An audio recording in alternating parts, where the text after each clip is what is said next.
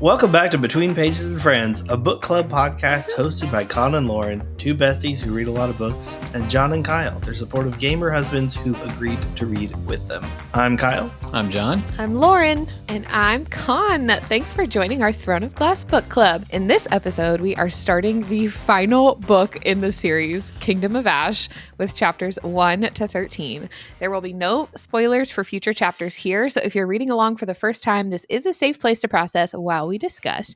Additionally, this is your mild content warning. We will be discussing themes from this book that include creepy, shape-shifting spideys and a variety of torture. And if you'd like to get connected with a big, beautiful community of other SJM-loving friends to nerd out about these books with, check out our Patreon. You can join our Discord community for $5 a month in the Snack Court tier. But if you'd also like early access to new episodes, merch discount, a monthly book club, and more, you can join the Petring Book Club tier for $10 a month.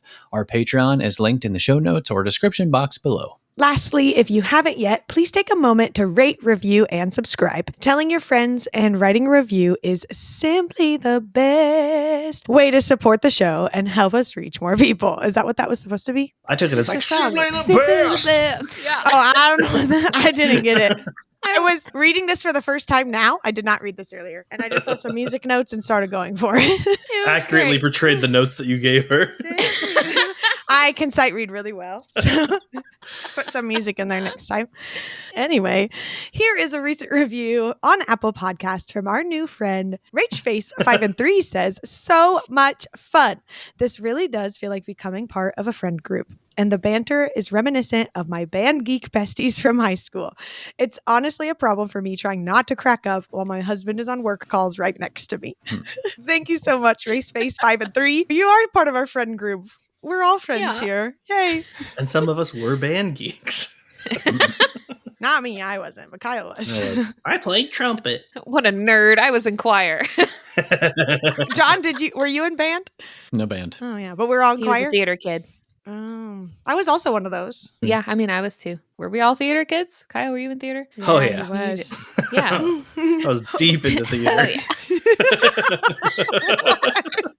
Over to Con for the pronunciation guide. Smooth. Okay. Kingdom of Ash, our first pronunciation guide of our last book in the series. First up, we have Theralis, where they're headed with the Bane in chapter 1. Killian, Adian's most trusted commander. Eldris, where Aelin supposedly traveled to. Ravi and Sol, who have been mentioned way before, but I think this is the first time we see them on page. Ravi and Sol are two blonde brothers who rule over Surya together, though Sol is technically its lord. Cara Vare, Lysandra's somewhat unofficial territory. Develin, a magical school near the Otterlanian border that was attacked by thousands of Otterlanian soldiers years ago. And in that attack on Develin, Rose and Rollin, the older sisters of Ren Elsbrook, died in the slaughter. The Anascul Mountains, I'm putting in here again because originally this was pronounced Anascul Mountains, but it changed a little bit in this book, so I'm putting it in here again. Nareen is Astron's sky blue wyvern. And since we're finally back with the 13, I'm doing a quick recap on their names. Whoop! It's Manon, Astron, Sorrel, Vesta, Phaline, Fallon, Etta, Briar, Thea, Kaya, Linnea, Ghislaine, and Imogen. Then we have Acadia. The Kingdom Rowan and co. decided to check before Doranel. Their people are called the Acadians. Cyrene, the spider who bargained with Falcon and got shoved off a cliff by Manon. Not sure why her name has to be so similar to Irene's, but here we are. Knox Owen has re-entered the chat. And finally, Glennis, Manon's paternal great-grandmother. It's recap time, muchachos. Hit it, Juan. Gracias, Quan. And we start with not one, but two little teaser chapters. Are they prologues, epilogues, Lincoln logs, Lorcan logs? I'm done with logs. Anyway, one is titled Prince, the other Princess. Rowan's been playing Where in the World is Aelin Galathynius for months now, while Aelin's still in her little box, time slipping away as she desperately tries to keep her mind and memories together. We have the real chapter 1. It begins with the Terracin crew in the bleak midwinter, cue dramatic snowstorms, where Adian, Ren... Oh, thank you. I Oh, thought wow. you really wanted them. I was here for you. It's ready to go. And I could tell that those were snowstorms. Thank you. I was really trying. I feel like I'm there. I'm feel like I'm crying. there. Burr. Is there a chill in the room? Sorry for being a good friend. It was great. Thank you for the snowstorms. Oh, man. Oh gosh, where Adian, Ren, and Lysandra ambush some Vogue soldiers. Back at the castle, tensions between Adian and Lysandra are still thicker than frozen porridge. Also, Evangeline shows up to say hello and brighten the mood for 5 seconds before we're reminded that Morath's army is a week away from Orinth. No pressure or anything. Having tracked Aelin to the Fey continent, Rowan and party are out there scouring the cities. They're shaking down Maeve's commanders for info, but honestly, it's like trying to squeeze water from a stone. They get a half-decent lead. Meanwhile, Aelin's still stuck with Karen. That's Cairn for those playing along at home.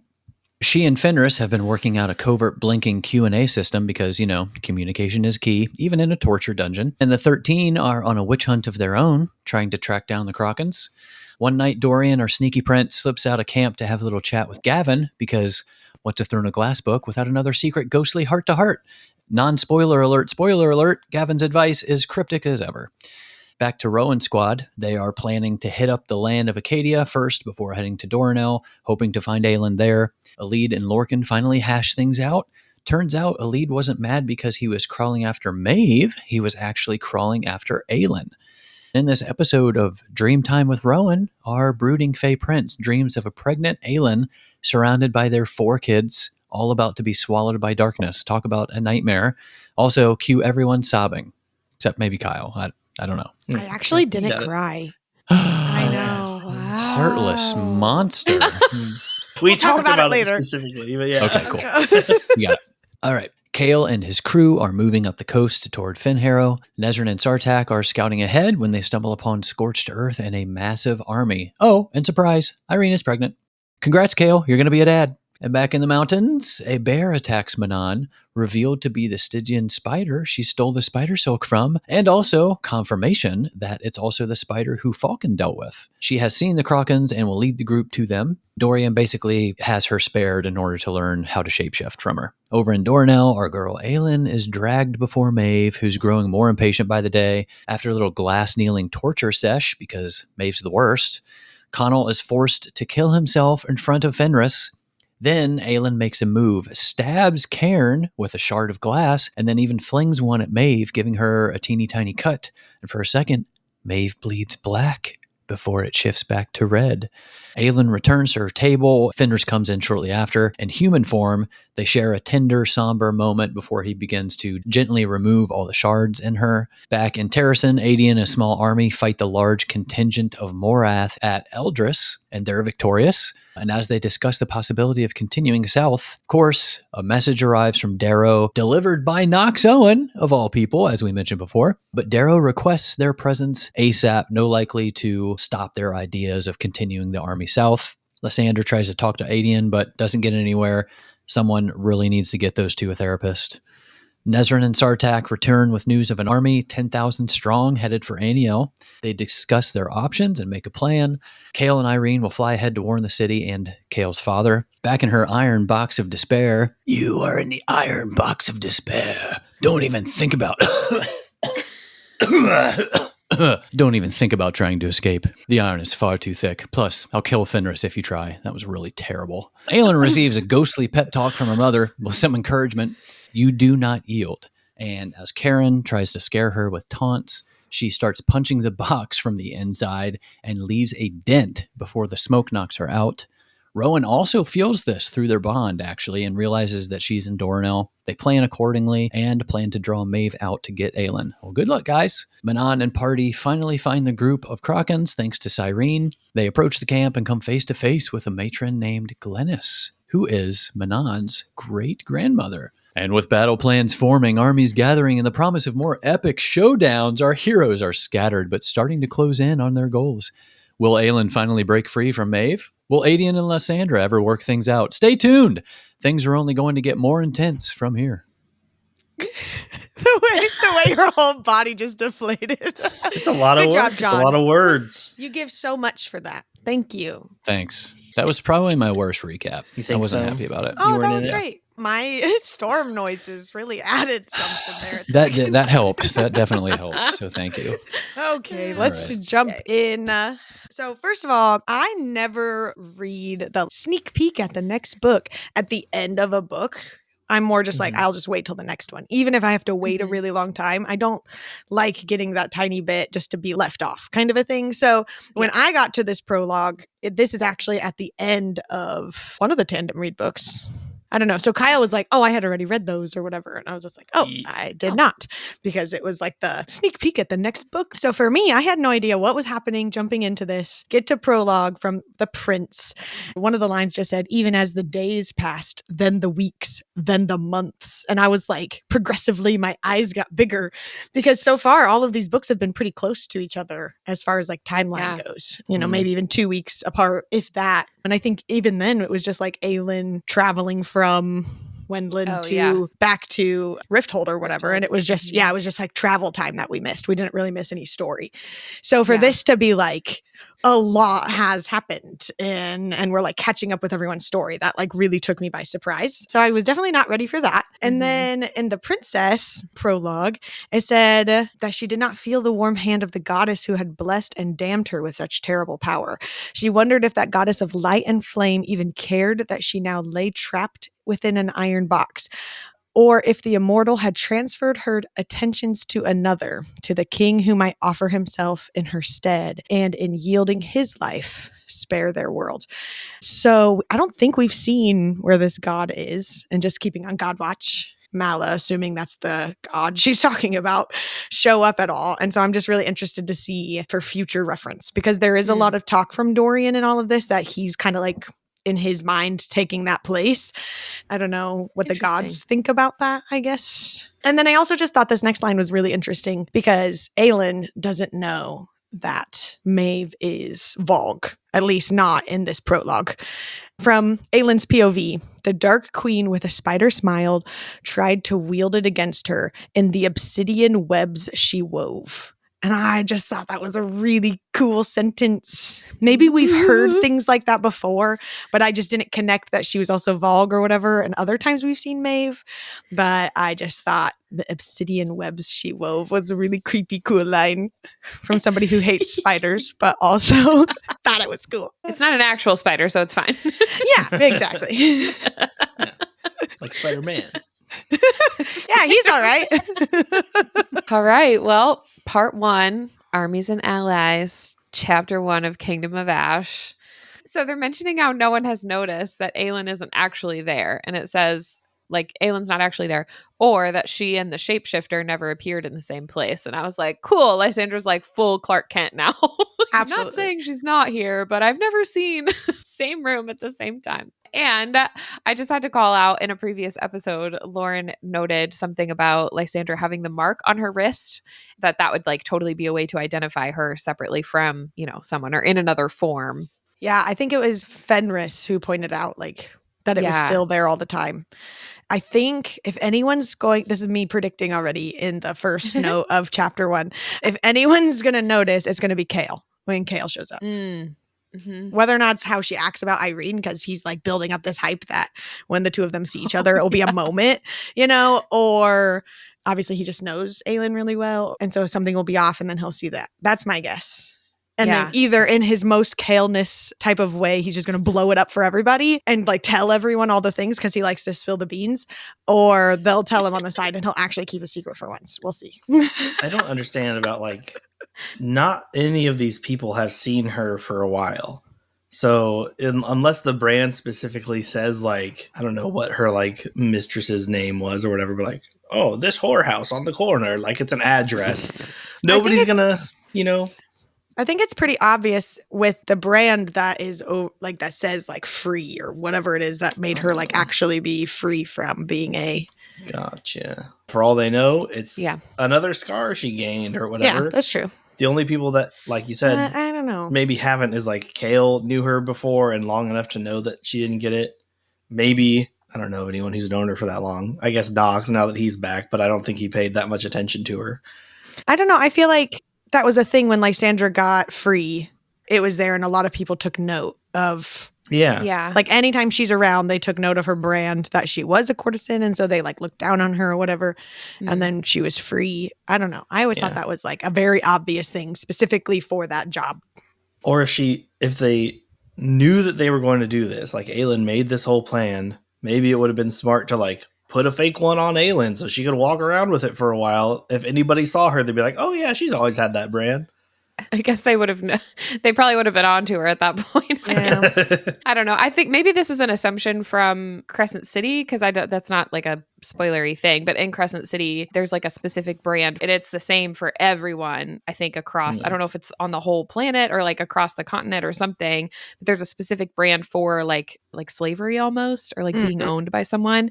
And then there's a specific way that they market to signify that you're free afterward, but it's like all of them have the same. So obviously that, I don't think that's part of the world building in this series, so it might not be the same, but I guess I was just assuming that everyone in Rifthold or wherever, if they were that's how I took or it like too. Owned, they would have had the same mark. So then I don't know if it matters if they knew her specifically or if they just knew that about Rifthold. But this is the first in the We Hate Adian tour that I would assume this episode is going to be. I don't actually know what everyone else's notes are, but I just thought I'd point it out from chapter 1.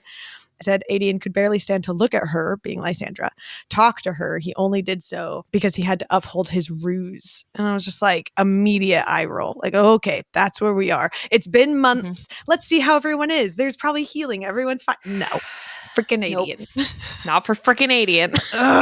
But I will say, like, with this whole concept, he was thinking back of all the things that happened, in a very first book kind of recap-y way to just, or first chapter, just to kind of be like, hey, this is what happened in case you needed a review and you didn't read it just last week. Like most people who read this series do. He was reviewing how he treated Aelin in that moment and said he was still trying to forgive himself for it. And I just feel like he should be forgiving himself for how he treated Lysandra, because Lysandra is also just following queen orders. Yes, Lysandra's a person and made a choice or whatever, but she made a choice to follow her queen. Her queen is the person who made this choice to come up with this insane plan. And I feel like Adian should be forgiving Lysandra and not Aelin. I mean, obviously he still should forgive her to forgive him for being a butthole. I just feel like the whole thing is messed up. Adian needs to. You said they need couples therapy. I think Adian just needs individual therapy first. Agreed. Before they. That's usually the way to go. Together. Individual therapy before you do couples therapy is a good way to go. There's like one sentence that says like Adian had mustered enough something to like feel slightly ashamed for what he said to Lysandra, but the rage remained. Or something stupid like that. But he's still like, even if he did feel slightly ashamed, which he should, by the way, he still hasn't like apologized to her. He's still ignoring her and completely freezing her out after months, which is just, I'm still mad at him. I would buy tickets to the store. To this tour. I would assume too that because it says that she had approached him so many times to try to talk, that she is at least attempting to apologize for it. Yes. So I don't know if like maybe it doesn't explicitly say that she's ever come like, oh, I need to say sorry. But like, he should be forgiving her if she's trying to apologize. I really don't think he needs to forgive himself for Aelin. What he did, what he said to Aelin was completely like valid. You worked with the information you had. I think it's understandable when you learn new information and you find out you were wrong to still apologize. I'm 100% fine with that and repairing your relationship, like for him and Aelin. That's fine. But just to like have this inner monologue to try to do that one relationship and then just completely crap on the other one. And I don't even think Lysandra necessarily needs to apologize for her actions. She's just following her queen's orders and trying to do that. I understand she could apologize and how it made him feel, or that he wasn't brought into that, and like things that she could have changed in how it went about. But I don't know that she's necessarily in wrong for actually following through with that. And the fact that she is trying to talk to him and like try to heal that relationship, even just to work together, even if it's not for the sake of feelings and whatever, and he's just a complete jerk, is, I don't know. I just feel like it all falls on him at that point when she's tried to reach out for literal months. Like, she tried to speak with him these past 2 months, many times, dozens of times, and he ignored her. So now it's on him. 100%. The main reason I'll disagree with you in only one point is that you keep saying, like, oh, she was just following her queen's orders. Yeah. That's still a choice she made. In that logic, anyone in an army following someone above them should be free of all blame and charges of anything they do in the war. I mean, you're taking an order, but you still have a choice, and she could. And I said that still, like, following. She chose to follow her queen, who's in charge of her, and Adian could also choose to do that, whether or not you like it or not. And it's okay if you don't. But then, like, it's just a messy situation. That she's also not a queen, so. Oh, like, my God! Get away with your Aelin hate in this conversation. Get away, Darrow. Like, go away. The main point is, yes, you can follow orders and you can do, like, your part in the war or whatever, but you still are held accountable for everything you do. Like, you can't just say, like, oh, I'm sorry I hurt you, but I was just doing what I was told. That doesn't make you any less blameless. Sure. Yeah.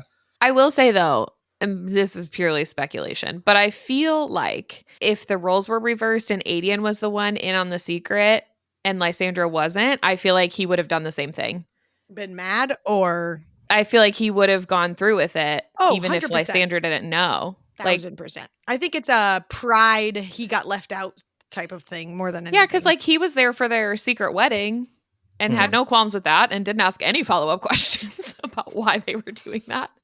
Like, what, the timing. But anyway, I feel like he would have done the exact same thing because he's so diehard about her and he would have followed whatever she said. I mean, he does question her at times, but it's usually because he's not involved. And I feel like if she would have brought him into the loop, he would have just blindly followed her.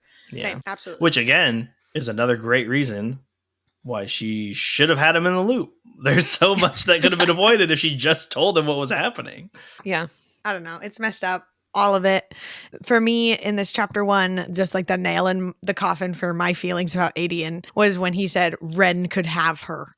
And I was like, I know. Are you serious? I'm done with you now. And then it didn't get better. We're only into chapter 13 and it got worse. So. No. And Ren, like, doesn't even care. Like, Ren's not swooping in to try and steal her away. He's literally like, dude, what's going on between you two? I know. Like, Adian's not subtle. Yeah. My word. Anyway. We'll talk about them more later. I loved the part when they were still kind of chatting in there. And then, speaking of Adian, it says, he rose a heartbeat before a joyous Adian sang over the stones. Evangeline was beaming, clad head to toe in green woolen clothes bordered with white fur. And I just, like, loved this moment. Yay. I could just, like, picture her coming through, like, the doors to, like, wherever they were and just, like, running up to him and giving him, like, a big hug. So this was, I don't know, this was just, like, a really sweet moment. Love her. And then Lysandra, like, swoops down because she was in, like, hawk form or something. And Evangeline's, like, telling her that they went and visited the land. Mm-hmm. And she was, like, talking about how pretty it was and all this stuff. It says, Adian couldn't endure the emotion on Lysandra's face as Evangeline prattled off her grand plans for the estate. The pain of longing for a life that would likely be snatched away before she had a chance to claim it. And I just wrote pain because it was just, like, so painful reading that. Like, like knowing that that's a possibility. Yeah. Especially for Evangeline, because I don't know, she's just been, like, so sweet. Yeah. And we get a little more her character in this book since she's around, and it's just, like, kind of fun and a breath of fresh air and stuff. Yeah. Well, and how like Adian sees this on Lysandra's face, yeah, he's still just like, boo you. I don't get it. I don't get it. Exactly. That's right. I don't either. It's annoying. But that takes us into chapter 2 with my Adian hate party, where this is now a lead's point of view. And she was talking with Gavriel and, like, having this conversation with him. And she says, in the brief few days she had spent with Adian, he'd prove himself the opposite of Gavriel, is what she's saying, of the soft-spoken, thoughtful male. And I was like, yep, that would be the opposite. That is also that checks out. That is what I was cringing this whole time at everything Adian does. Come on, man. Yeah. My boy. My boy. So I had this note in here at this point, even though we get the answer later. And I think I knew that at the time I wrote it, but I was just like so worked up about this moment. But it's when Elid's thinking back to when his blood oath was like broken after Maeve broke it. And he was like crawling on the ground toward Maeve. And at least that's what Elid assumed he was doing. And she got so pissed at him for doing that. She's like, how could he crawl back to her? And I was like, I feel like that's a pretty silly assumption to make. And I said I would assume that he was crawling toward Aelin, or maybe even to try and get to Maeve to like kill her. Like I said, we get the answer to this later, and like I'll just like mention it when it pops up. But when I read this for the first time, I was just like, why would you just assume that he was trying to crawl back to Maeve? It's like the blood oath was just broken. First thought wouldn't be, oh, he's so distraught and he needs her, like he's got to like crawl back to her. I don't know. It just doesn't seem to make a lot of sense. I feel like this was with how I've talked about her like magical ability or whatever. I feel like she really missed it on this one. I think it makes sense because I think this was just so clouded by her feelings. Like she just had this super intense makeout sesh with Lorcan before all this other crap went down. Yeah, she did. She's never been with anyone before. And all she knows about Maeve really is that Lorcan was supposedly in love with her or whatever he said for years. Yeah. And so I feel like this was more just jealousy on her part because she like, of course that was her first assumption because she has such strong feelings for him and like really no other knowledge about Maeve, or she's never seen them together. And so I feel like it makes sense with how young she is and inexperienced and all of that, that she would jump to that conclusion because her judgment was so heavily clouded by her emotions. Is she much younger than the others? I mean, I know she's obviously a few years younger than Aelin. 19. But isn't she, right? I was going to say, isn't she like 19-ish? Yeah. Yeah, I guess she would be maybe 18. Can we please make her at least 18? She's making out with Lorcan. She would have to be, yes. Can we make her 18 even if she's not? At least. Yeah. I feel like it mentions her age. I thought it did too. Like she said she was turning. Point. I thought she was like 19. Because didn't it say she like missed her birthday or something while she was at Morath? She's 18. Like okay. Because I think Aelin's 19. And she goes off on Lorcan in that moment too, doing that whole like the curse that she gives was like, I hope you're alone for the rest of your life and stuff like that. To be wrong. But yeah, I think it's kind of a weird thing to assume. I disagree only because we only read that from Elid's point of view. And so for me, maybe, I don't know, maybe this is the first time reader of me. Maybe I was just caught up in the moment, but I was there with Elid. And whenever she's thinking this, I'm like, yeah, he did crawl at Maeve. And why would he do that? And then later when we find out that he was going to Aelin, I was like, oh, maybe he's okay and has a heart and it's fine. Like I'm riding this wave with Elid. I'm up and down with her. So I don't think I thought too much into any of this. But. Yeah. And if you think about like their journey in Empire of Storms, he turned around and like killed an innocent civilian the first moment that he felt, you know, somewhat threatened and wanted to protect her. And so I don't know, that was like a huge betrayal of trust for her. So I could also see maybe her assuming it because of that, because he's already kind of, what's the word I'm looking for? Like regressed. I don't know. In his humanness, his fey humanness. I don't know. Interesting, I guess. My last thing for chapter 2 was just from Elid's POV again. It said her cycle, at least, had come last month. And then it goes on this whole little rant about how Gabrielle and Rowan had to like cut up their shirts again for her. But really it was Lorcan later and like this whole thing. And like, why is Elid the only girl dealing with this? There are a lot of girls in this series and it's only Elid having this issue multiple times. My only answer to this is that she's the human one. Like none of the others are. Being a witch, maybe that doesn't happen. We know that Aelin said it's hard for Fae to have babies, so maybe that's not a regular activity for her. You would think Lysandra would. Yeah, I don't really know. She could shift her whole body. She might just willingly avoid it for the rest of her life if she wants to. Yeah, maybe. Shift into Lysandra sans uterus. I'm going to get rid of this thing for a month. She can make her boobs smaller. She can do whatever she wants. I don't know. I just feel like either Sarah really doesn't like Elid and just likes making fun of her for random things like this, or poor Elid is just a little human girl trying to live her best life. Among the giant Fae and males. just happens to be have a regular cycle. I don't know. Maybe it's like you said, she is the only human, so Sarah just has to be like, what's a human issue that she can deal with? Like, what's a normal thing for her? And that takes us to chapter 3 of Kingdom of Ash. And I had a note here when Aelin does the whole three-peat thing where she says, you did this, you did this, you did this. I noted with how often she's had these thoughts in combination with Kyle's info that we learned on the significance of like the 3 times meaning that it's true. It would seem that she indeed did this. Wow, that was very deep, John. Thank you. Yeah, I know. Yep. And my next note was just on how it calls Aelin her full name now after they're married, Aelin Ashriver Whitethorn Galathinius. Mm-hmm. And we find out that Rowan is Rowan Ashriver Whitethorn. Is that right? Does he have is the that Ash the order River right? as well? Not Ash River. He's Rowan Whitethorn Galathinius. Galathinius, yes, thank you. Or Rowan Galathinius Whitethorn, one of the two. Yeah. No, it's Yeah, Whitethorn Galathinius, and both people. I just thought it was a bit weird that they took each other's names. I don't think that's weird. And I put in the notes, Kyle, can you please explain this to John? Yes, I put when a man and a woman love each other very much. I started typing my notes all about how much, like, no, this is cute. And then I saw Kyle's and I was like, no, I'm just going to leave it for Kyle.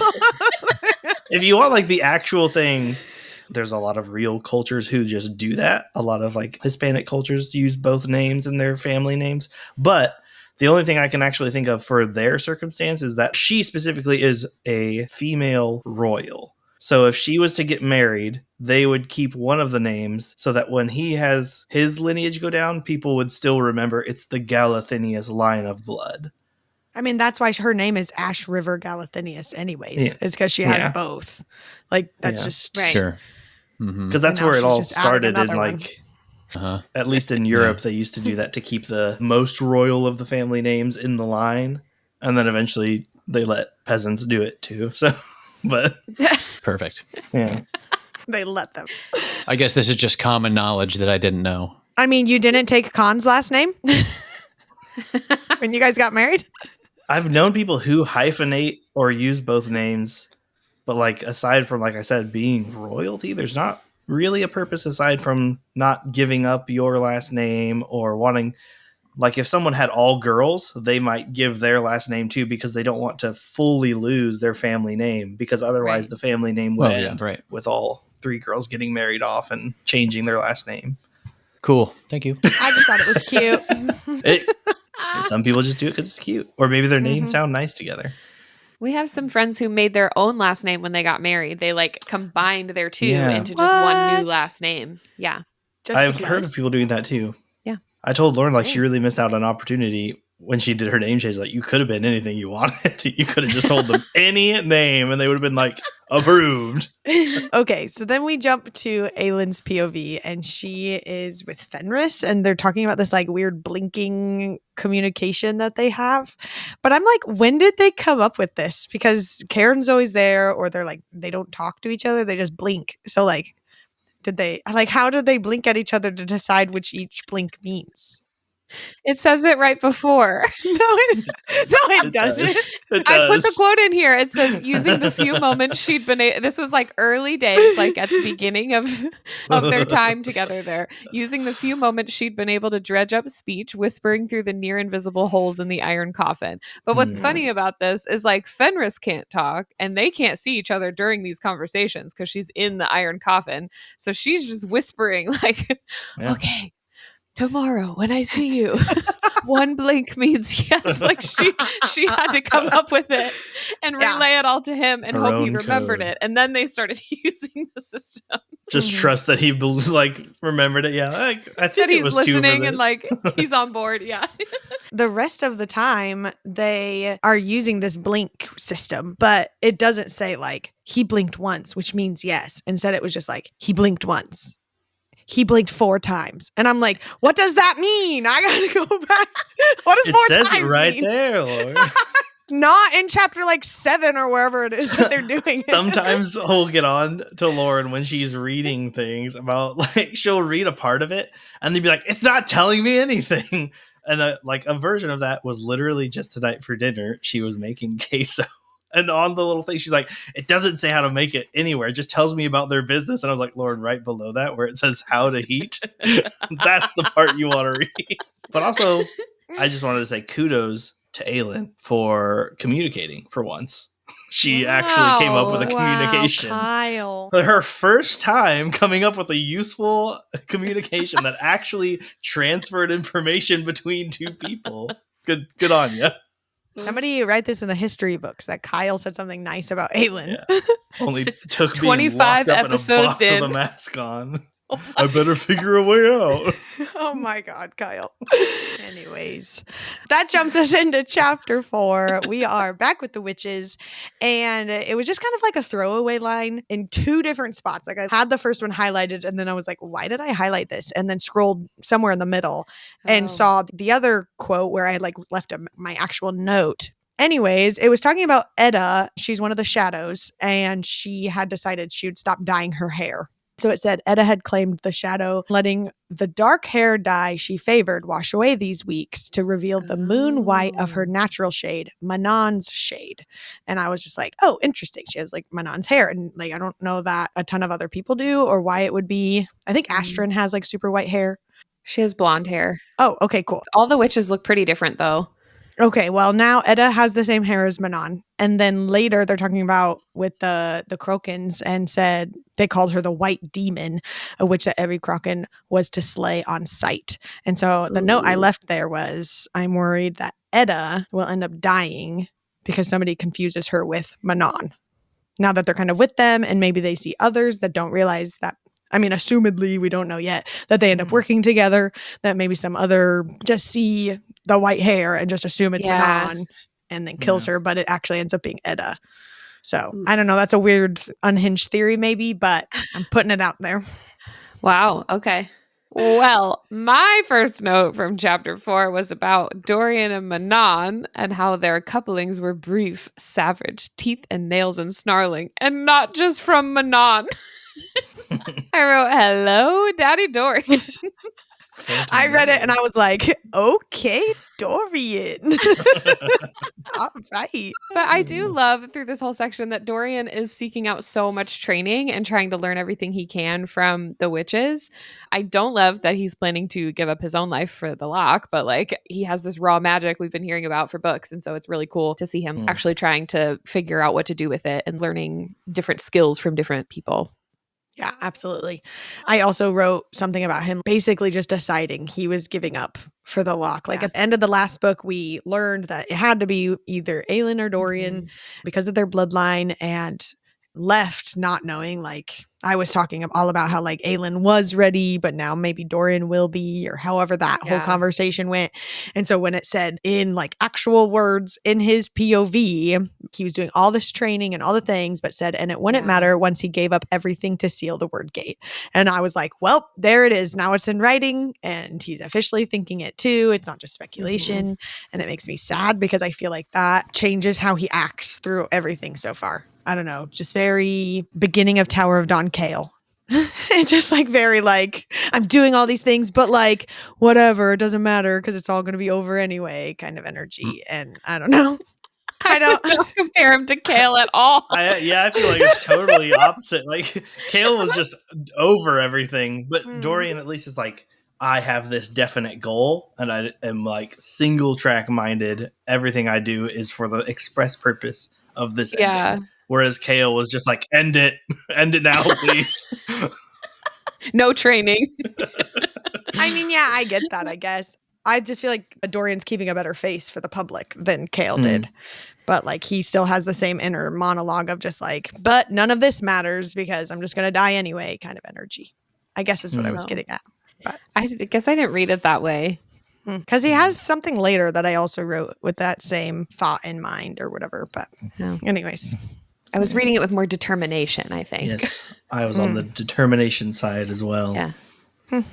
And his thoughts kind of continue, and it says, Aelin certainly had more to lose, a mate and a husband who loved her, a court who'd follow her into hell, a kingdom long awaiting her return. All he had was an unmarked grave for a healer no one would remember, a broken empire, and a shattered castle. And I wrote, don't know if this makes it worse, but don't forget Kale. You still got him. That help. But that is Kale energy. That sentence is. I feel like that a little bit. He has, I don't know. I would say sort of given up on the idea of Kale, because like earlier on he was like, I gotta do this for Kale because I sent him to the southern continent, and like, but now it's slowly become like I don't even know if he's alive anymore, sort of thing. Or But yeah, I feel like he doesn't know if he'll live to see Kale again because he doesn't know when they're coming back. Yeah.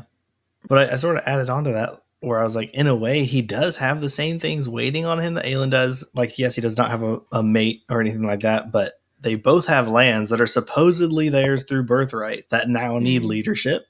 Dorian's home, I would argue, needs it more than Aelin's, because Aelin's has been running itself for a long time. Maybe not as well as it would be with, her or any other royalty. But Dorian's is like literally months ago lost its leader, had it's in ruins, and its people do not know how to occupy themselves. So I feel like his are in more drastic need of that than even Aelin's would be.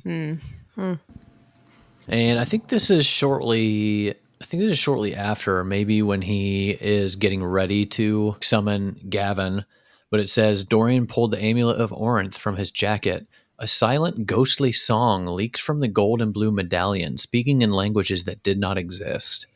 I marked this because I thought it was super interesting that it was the first time we'd heard of this. And I was wondering if somehow Dorian's magic responded to it differently. Because obviously Aelin had this for a really long time. And we never got anything like this unless it was just not mentioned. But I just thought this was interesting coming from Dorian's perspective. Yeah, because she always felt like it was heavy and it was like a despair and it was draining. Heavy and warm. Yeah, and he's like, it's singing some songs. Yeah. I was like, okay. Yeah, that is interesting. I'm going to try and keep this in the back of my mind for the rest of this book when stuff comes up. I don't know why my brain just went to the old Skittles commercial of the singing bunny. Oh, what? Was it Skittles? The guy trades a singing bunny for a bag of Skittles. It's singing. Because he was like, this is cool. This bunny's yodeling or whatever. And then it shows him later at home and the bunny's just still singing all night. And the guy's like, oh, shut up. What have I done? And now I'm just picturing Dorian pulling out the amulet and it's like, yo, yo, yo, yo, yo, yo. You can hear it muffled in his clothes around the witch's. Yeah, it's the chorus from La Traviata.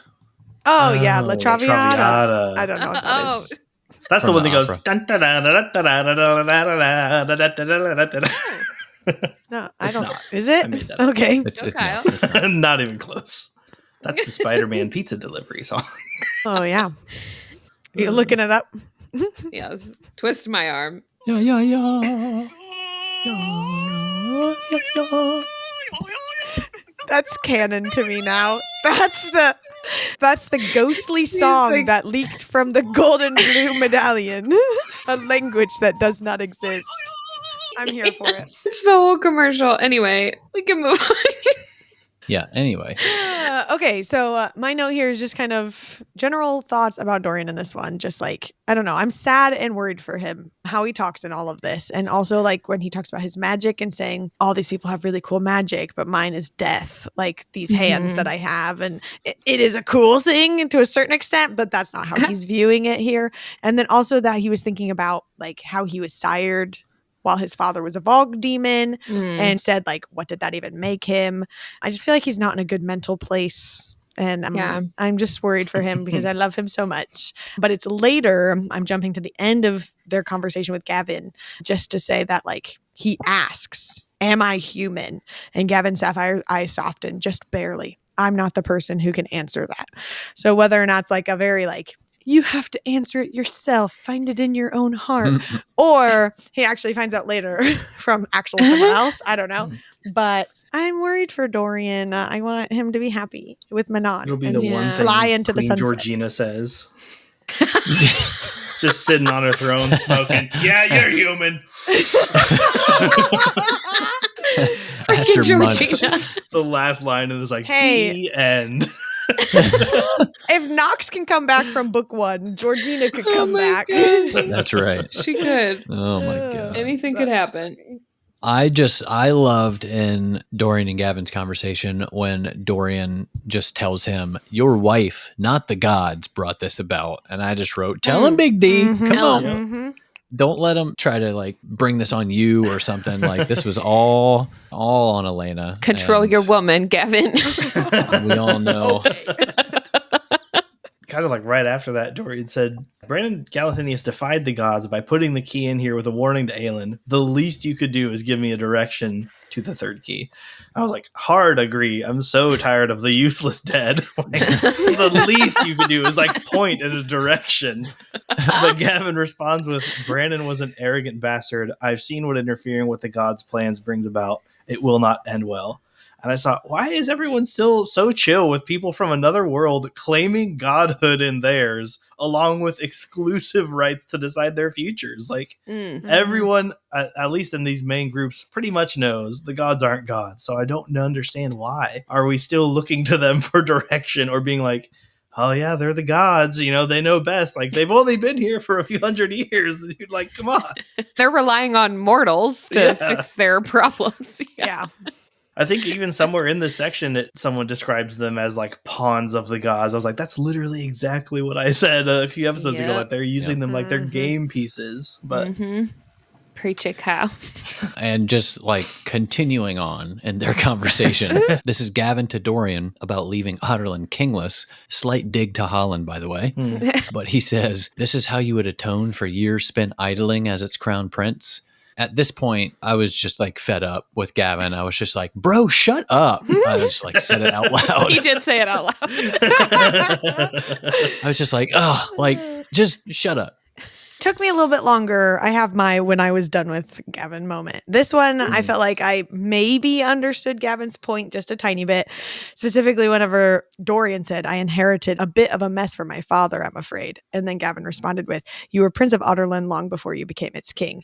Obviously, Dorian didn't know everything that was going on, especially whenever like Selena first shows up. But even whenever he did know stuff, he still just was like doing his own thing and having a relationship with Sorsha, which, hey, have your relationship, but like he could have been, I don't know, helping the resistance or trying to do something on the side. Instead, he just kind of was like floating and partying and being Dorian and reading books and stuff. So I guess I kind of get it to a certain extent. That's what I would have done. That's what I would say. Like with the information he had, like, and I do agree. Like he did goof off and party, but he's a pretty knowledgeable guy. He had solid reasons for why he picked Selena out of Endovier. He knew at least about the resistance. And honestly, sometimes with this royalty stuff, it's just a waiting game. His dad would have died eventually, and then he would be king, and he could undo things and redo the kingdom if he wanted to.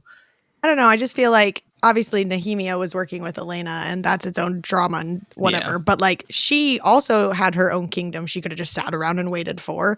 But instead she was walking through the marshes trying to figure out a way to stop things that hadn't even really started yet and like was trying to take action and do stuff. And like I said, the first couple books, Dorian, I don't really think knew what was going on.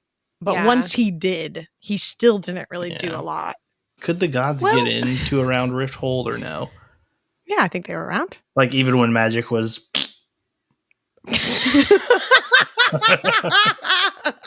I forget. Are we considering Elena a god? Yeah, no, she was like able to. No, she's a ghost. Okay. She came in briefly. She just sucks. But that would make me think that if anything, a god would have more ability to get in there than a ghost would.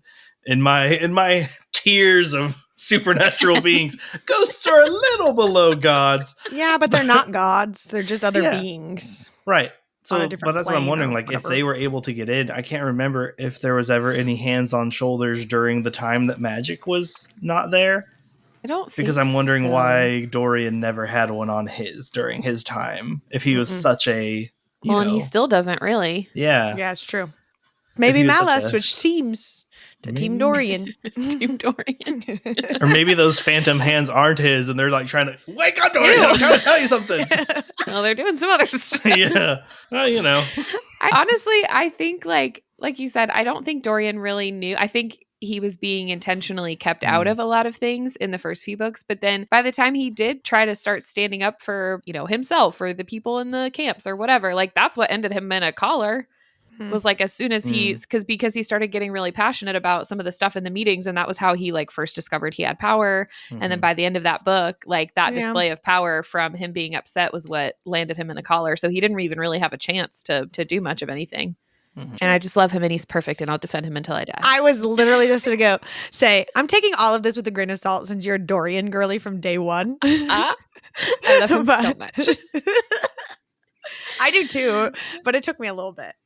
And that's okay. I am a big Dorian girly now. We got Yep. It's not how the journey starts. It's how it ends. Anyway, the moment I was done with Gavin was whenever Dorian called him out saying like, you're not telling me because you don't wish for me to find the third key because it will mean the end of Elena. And then Gavin just said nothing. And it's like, I don't know. Like, dude, you guys are already dead. I get like your ghost, whatever. You live together in your real life. She screwed up literally everything so you could live your mortal lives together. And now you've had all of this ghost time together. And like, I don't know. Like 1,000 years or something. Yeah. And it's like, you've had enough time to come to realization. She's actively helping them kind of to finding them end to this. Like he could, especially whenever he was saying stuff like Erewhon could be defeated without sealing the gate. But then like when Dorian's like, how, he didn't have an answer. I feel like he was just trying to throw him off to another, like, you could do it some other way and let me spend however many months, years on that plan. And then just so Elena could stay alive, even though he knew that wasn't an option. Which is At least so I don't dumb think because so, Elena's the one who chose to give up her immortality. Did she do that? Yeah. Gave up her eternity. Mortality. She gave up her yeah, immortality. but like when she was still alive, didn't she give up her immortality to be with Gavin, or am I thinking of that backwards? But then she did choose to give up her, like, whatever the rest of her being is because she saved Aelin. So like, still her fault. I don't know why Gavin's still trying to help her out. It's also like I said, I think 1 or 2 episodes ago, where I was like, all of these people who are in the wrong world, it's not your world. Like you're fine to be like, oh, I want to go back, but beyond that, just save this one, go home, and see if anyone still cares about you after over 1,000 years of you being gone. Yeah, I don't know. Just over Gavin. They're all a hot mess. Over all the gods. But speaking of gods, Gavin and Dorian start talking about the god of truth. And I think Dorian asks him a question, and Gavin responds with, the all-seeing one, which is all capitalized, the all-seeing one does not claim kinship with those spineless creatures. And Dorian asks, then what is he? And Gavin says, can there not be many gods from many places, some born of this world, some born somewhere else? And then Dorian says, that's a question to debate at another time when we're not at war. Dorian, excuse me. I love you, but can we not discuss it now? What in the God's Watch is this supposed to mean? Because I was just trying to figure out if the God of Truth was one of the 12 gods of Aurelia, but now it sounds like it's definitely not. If he's calling him the all-seeing one, and that he doesn't claim kinship with those spineless creatures. Like, what? Yeah. This is sending me further into the rabbit hole. This pantheon's real messed up. He's like a real god, and then the other people are just beings from some other place. Well, and the all-seeing one's the real god? Who are you, God? Are you there, God? It's me, Dorian. Well, so back in like what I was talking about a couple weeks ago is back in book 1, it mentions like the one goddess and all of her gods. Like they like all these gods of Aurelia belong to the same goddess or whatever. I don't know if they're all siblings. Like I don't know what that means, but I guess he's not one of them. And I don't think he was mentioned in that procession of the gods ceremony. Although at the time it only mentioned that there were 9, but like now it sounds like he's a completely separate being, but that's who Gavin worked with. I don't know. I feel like it would make sense if 1,000 years ago, these other beings just randomly show up with an Erewhon's there and they're having this whole battle, but everyone would have still had gods before then. And so maybe that was the real gods. And then somehow these beings being here for 1,000 years and it all got morphed and messed up to the mortals that live through. I feel like in that instance, there would be like some sort of god war though, because in every mythology that's ever existed, I feel like if there were gods and other beings showed up from another world and they were like, yeah, I'm the god of truth now, the actual gods would be like, heck no, you're not. Get out of here. Like, I'm the god. I've determined that's a lie. I will smite you. You want to Maybe get that's smoked? what Twilight of the Gods is about. Oh, maybe. Yeah, I don't know. This just threw me off into a whole thing. I'm still working on it. Hmm. Tell us when you come up with some The answers. red strings. I will, yes. When I have my charts ready, I'll let you know. Thank you. I actually did start a Google Doc for all of this information. Ooh. We'll be spiraling further. Stay tuned. So, chapter 5, Rowan and the cadre, I guess. I keep typing Rowan and co because it's just a kind of random mix of people he's traveling with now. Sure. But they're wondering if they missed the quote unquote simplest option for Maeve to have been in Dornell this entire time. And now that we know that that is where she is, I think this is why. Again, she could have just killed Lorcan and Gavriel, but I feel like this is why she dishonorably discharged them, as John said, instead of keeping them with her. Because she did keep Fenris with her, and he still blood oathed to her or whatever. But she told Lorcan at the end of Empire of Storms that if he sets foot in Dornell, he'll die. And so I don't know if that same rule applies to Gavriel, but because they've been finding loopholes in the oath, I guess this would be a way to ensure that they can't come and like help retrieve Aelin, because these are like two of her most powerful people. I don't know. This was a way to like keep them out, but like again, she could have just killed them. Wouldn't that only work if the blood oath was still happening? Like they don't have the blood oath, so they don't have to listen to her instructions anymore. So like if they step a foot in Dornell, it's not like they're just immediately going to explode and like die or whatever. Oh, I think I was assuming that was part of her magic. If she had some kind of like ward or something like around Dornell, I don't know. Or maybe, maybe you're right. Maybe it is just a threat of like, if I see you in Dornell. Yeah, next time I see you. Yeah, because if it is part of her like magic or whatever, maybe that's why they didn't just start in Dornell, and maybe that's why like Alid's like, guys, we just need to go to Dornell, and the other guys are like, no, we should go to these other places first, you know. And maybe it was like a weird trick of keeping them away longer, because I feel like Dornell feels like, why didn't you just start at her house? Like when I read that at first, I was like, yes, you missed the simplest option, gentlemen. Like, but maybe this is like Maeve's weird interference with their search, and that she like made them go on like almost like a rabbit trail instead of straight where she was. Yeah. Hoping it would give her more time to break Aelin, I guess. Yeah. And tire the guys out. Like they're going to be all tired and worn and whatever else, and they won't be at their peak for fighting whenever they do get there. Yeah, that's true. It doesn't say in Rowan's POV that he would be like relying on their strength and stuff when the time came or something. Well, and that he's like pushing them so hard, so everyone's so tired, like they're not going to be there 100%, any of them, when they get there. But, yeah. Something that I highlighted in this chapter that I thought was super interesting was Elid's words from the end of Empire of Storms are just like on repeat in Lorcan's head. And in his POV, it says her vow, her curse, whatever it had been, had held true, every word of it. And I didn't really think about that before, but like because she has witch blood, can she curse people like Rhiannon and Kraken did? No, I don't know. Like it's not like explicitly explained, but the way that she worded it, it was just kind of thrown in there. But I was like, is that a thing? Like, I don't know. Would she have to rescind it if she changed her mind about Lorcan? Well, with that, it could just be John's like her power of persuasion or whatever. Like she said it, so he's doing it. I don't know. I don't know. Just dwelling on it. I hope you're alone for the rest of your life. Okay, fine. I guess I will be. That was pretty convincing. I've already been alone my whole life, but sure, I'll keep it up. Yeah, what's he missing out on? Like one good week that he had? Yeah, basically. Poor Lorcan. Actually, I like Lorcan for as much of a big dummy he can be. I actually like him. So I am liking him more on the reread. I've never Kyle and I both, when we read Empire of Storms, liked the Lorcan and Elite stuff, sometimes more than some of the other POVs. And so it's just, I don't know, I've always just liked the two of them. I don't know. Hoping they come back together and they find happiness. Join another circus. Oh, okay. Well, maybe. They were really successful there.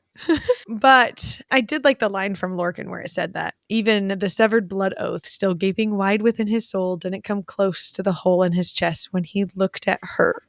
Oh, so precious. Lorcan, you big softy. Lorcan's sad. Lorcan has hole in chest. I put a candle watch in here for John because I didn't see it in his notes. But Ooh. when it said Rowan could only stare toward Aelin, breathe in her scent, jasmine, lemon verbena, and crackling embers. That's nice. Mm.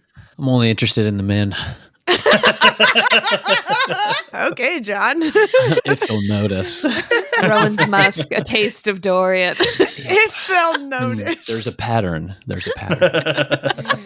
But no, that was a good catch. I do remember reading that and thinking it didn't pop in my head. Candle watch there. I don't know. You're welcome. Must not have been on the brain. Thank you. Mhm. I noted this little quote. They were talking about, I think, just like looking for Aelin generally. I think it may have had been Rowan, his point of view here. But it says, perhaps if they found her, if there was still enough left of Aelin to salvage after Cairn's ministrations. And I wrote, yes, his ministrations. I think when I noted it at this point, she had already used this word like once or twice.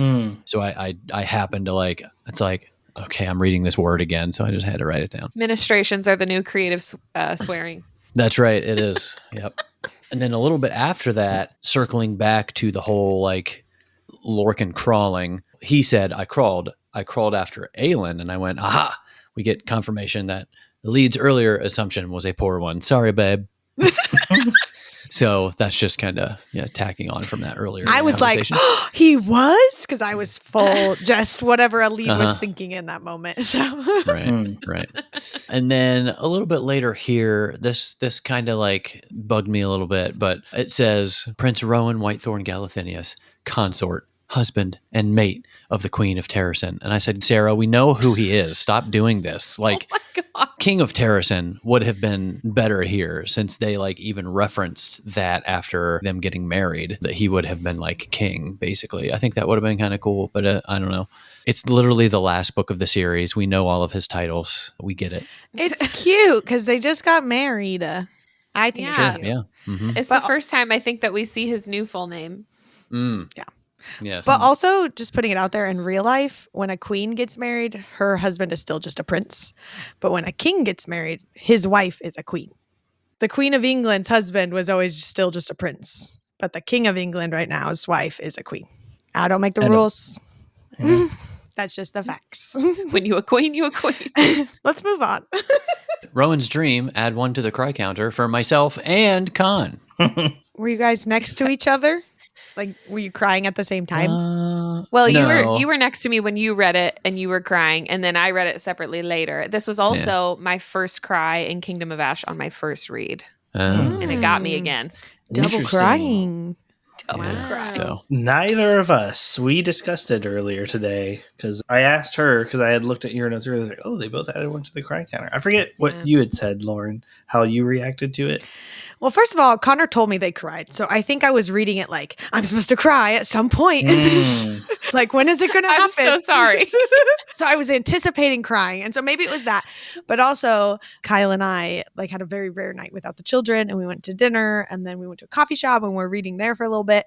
And then when we got home, I was just so tired. But I was like, we're going to record tomorrow. I have to keep reading. So I think I was just like, kind of half asleep, half reading, enough that I was like taking notes and still with it, but not enough to emotionally connect with whatever was happening in that moment. So I think that's why I missed it on this one. Maybe I'm just toughening up. I'm not 26 cries into the series. You guys got to I catch told up. her, like, I'm holding them all in now. when we were talking about it, she was like, did it get you? And I was like, Lauren, I literally was like this. Turn page. And she was like, yeah, of course.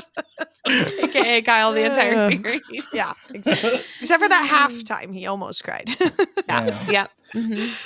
Anyways, no, but for real, this dream that Rowan had was really, really cute and really, I don't know, it was hard to read, even though I didn't cry. And just specifically the paragraph about their children, and he lists off each one and their characteristics and how they look just like them and stuff. And I don't know, it was just really cute. And then he was talking about how he hasn't felt anything from Aelin since the beach in Eelway, whenever she was like taken.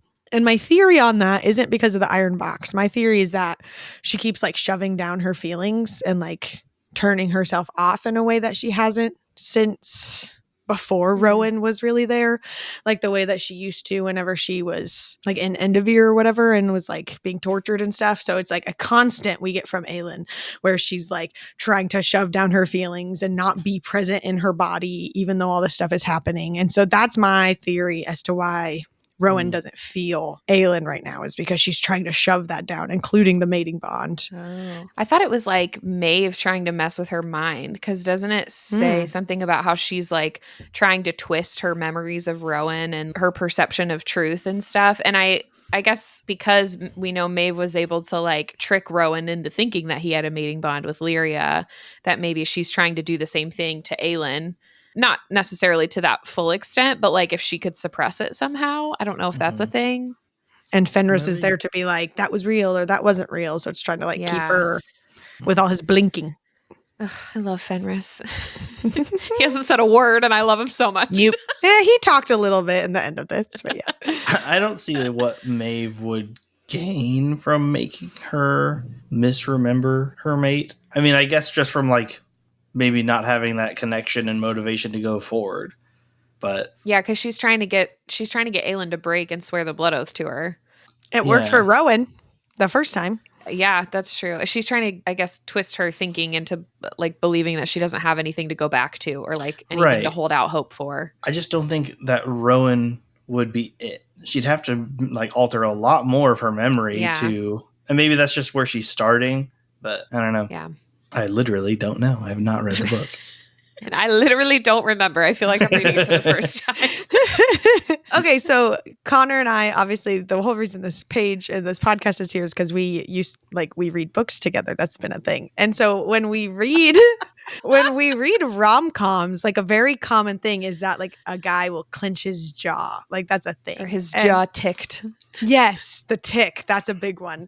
And so Connor and I have been like having this, it's not even that we actually take a real drink. We just say like, oh, there's another one, take a drink. Like, and we'll like put it in our little like a little drink emoji to each other and stuff, in our long distance. Every time the jaw ticks or clenches. Yes. And so I'm reading, just on my own. I'm actually like reading just like a silly, goofy one-off rom-com on my own and had a moment like that recently with that book. And so then I'm back here in Kingdom of Ash and it said Rowan clenched his jaw hard. And I went, oh, take a drink. And then I sat back and I went, how did we miss 7 whole books of people clenching their jaw or their jaws ticking? Like that's had to happen 50,000 times. And we've just like talked about these books in detail. Wow. Except for that. We could have been so drunk reading this book. Well, and the sad thing is, as soon as she found that out, she came out and just downed 2 bottles of vodka. She's like, I'm making up for lost time. That's not what happened. That's why she didn't cry about Rowan's dream. Yeah. She's too drunk. Take another drink.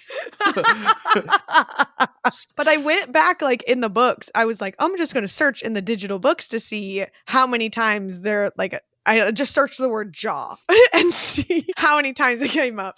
But for the like first 4 books of this series, digitally, I borrowed them from the library. So I don't have them to like I can do it. The last half of the series, I purchased the books. And so I was like, we have the physical ones here. And then like Kyle and I, since we're both reading. And so we've had that. But the first half, they were all available at the library at the right time. So I feel like it's going to be way too much to do on podcast right now to search through that, but possibly. I don't know. I'm disappointed at how many times we missed that. That's all Certainly, I'm here to say. jaw is the wrong word to search too, because I remember there's lines where her jaw dropped or her jaw was to the floor. Maybe you should search like clenched, because not many other muscles have clenched in these books. I'll tell you that. Well, I don't know. There's been some clenching, but also it could be like the jaw ticked, the jaw clenched. I don't know. I feel like it's the word jaw, and you just have to weed through the rest of them. I mean, his jaw tightened, clenched his jaw, his muscle in his jaw feathering. Oh, which book is jaw this? clenched tight. This is Throne of Glass. Jaw is mentioned 18 times in the first book, but sometimes it is like a physical description of a character, like the line of their jaw or something. Yeah. But 18 times in the first book. So cut of their see. We missed an opportunity here. We definitely did. It's funny because we do that in like literally every book, but somehow we missed it here. But I don't know how. That's a lot of missed opportunities. I 12 know. times in the second book. Ugh. I feel like there should be a lot in Arrow Fire with Rowan. So Yeah. we'll see you all at a Chanticon where you can watch them drink every drink that they've missed all in a row. 30 times in Arrow Fire. Wow. There you go. A shot for each one. Right. shot. Oh, I would God. be dead. That would be my last day on this earth. Anyways, if you're Oh my listening and you read books, anytime someone clenches their jaw or ticks their jaw, take a drink. There you Send go. a little drink emoji. Mhm. Back to Rowan and his little dream. He was talking about his like relationship with Lyria and just like all the things that happened with that and stuff, and said that he didn't know what to do about the tattoo down his face, his neck, and his arm, the lie it told of his loss and the truth it revealed of his blindness, which is an interesting thought because that is what it's all there for and everything. But can he just like get his tattoo removed or whatever? Is that not a thing? There's magic. I don't see why not. I mean, he like left it in there with the salt or whatever, but he could just like reopen those wounds and clean them, right? And it would just The feel ink like just normal. spills out. I mean, Doesn't sound very comfortable, but he yeah, tattooed I mean, his face. That also doesn't sound I very guess. comfortable. Oh, yeah, but that's Did he true. tattoo his face? Did he write back?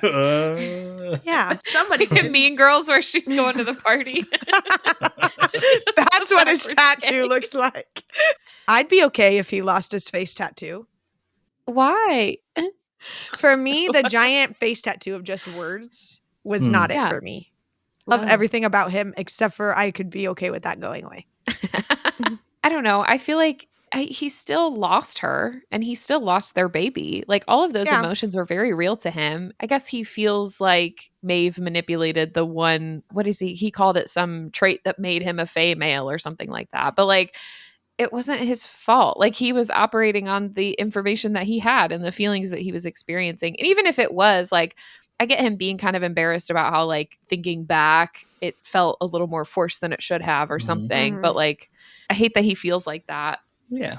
It's the same don't thing know. for like anyone who's been in a terrible relationship where they were constantly gaslit and then coming out of Right. it and blaming themselves for it and being like, it really wasn't them though. Like you truly thought that was true. Yeah.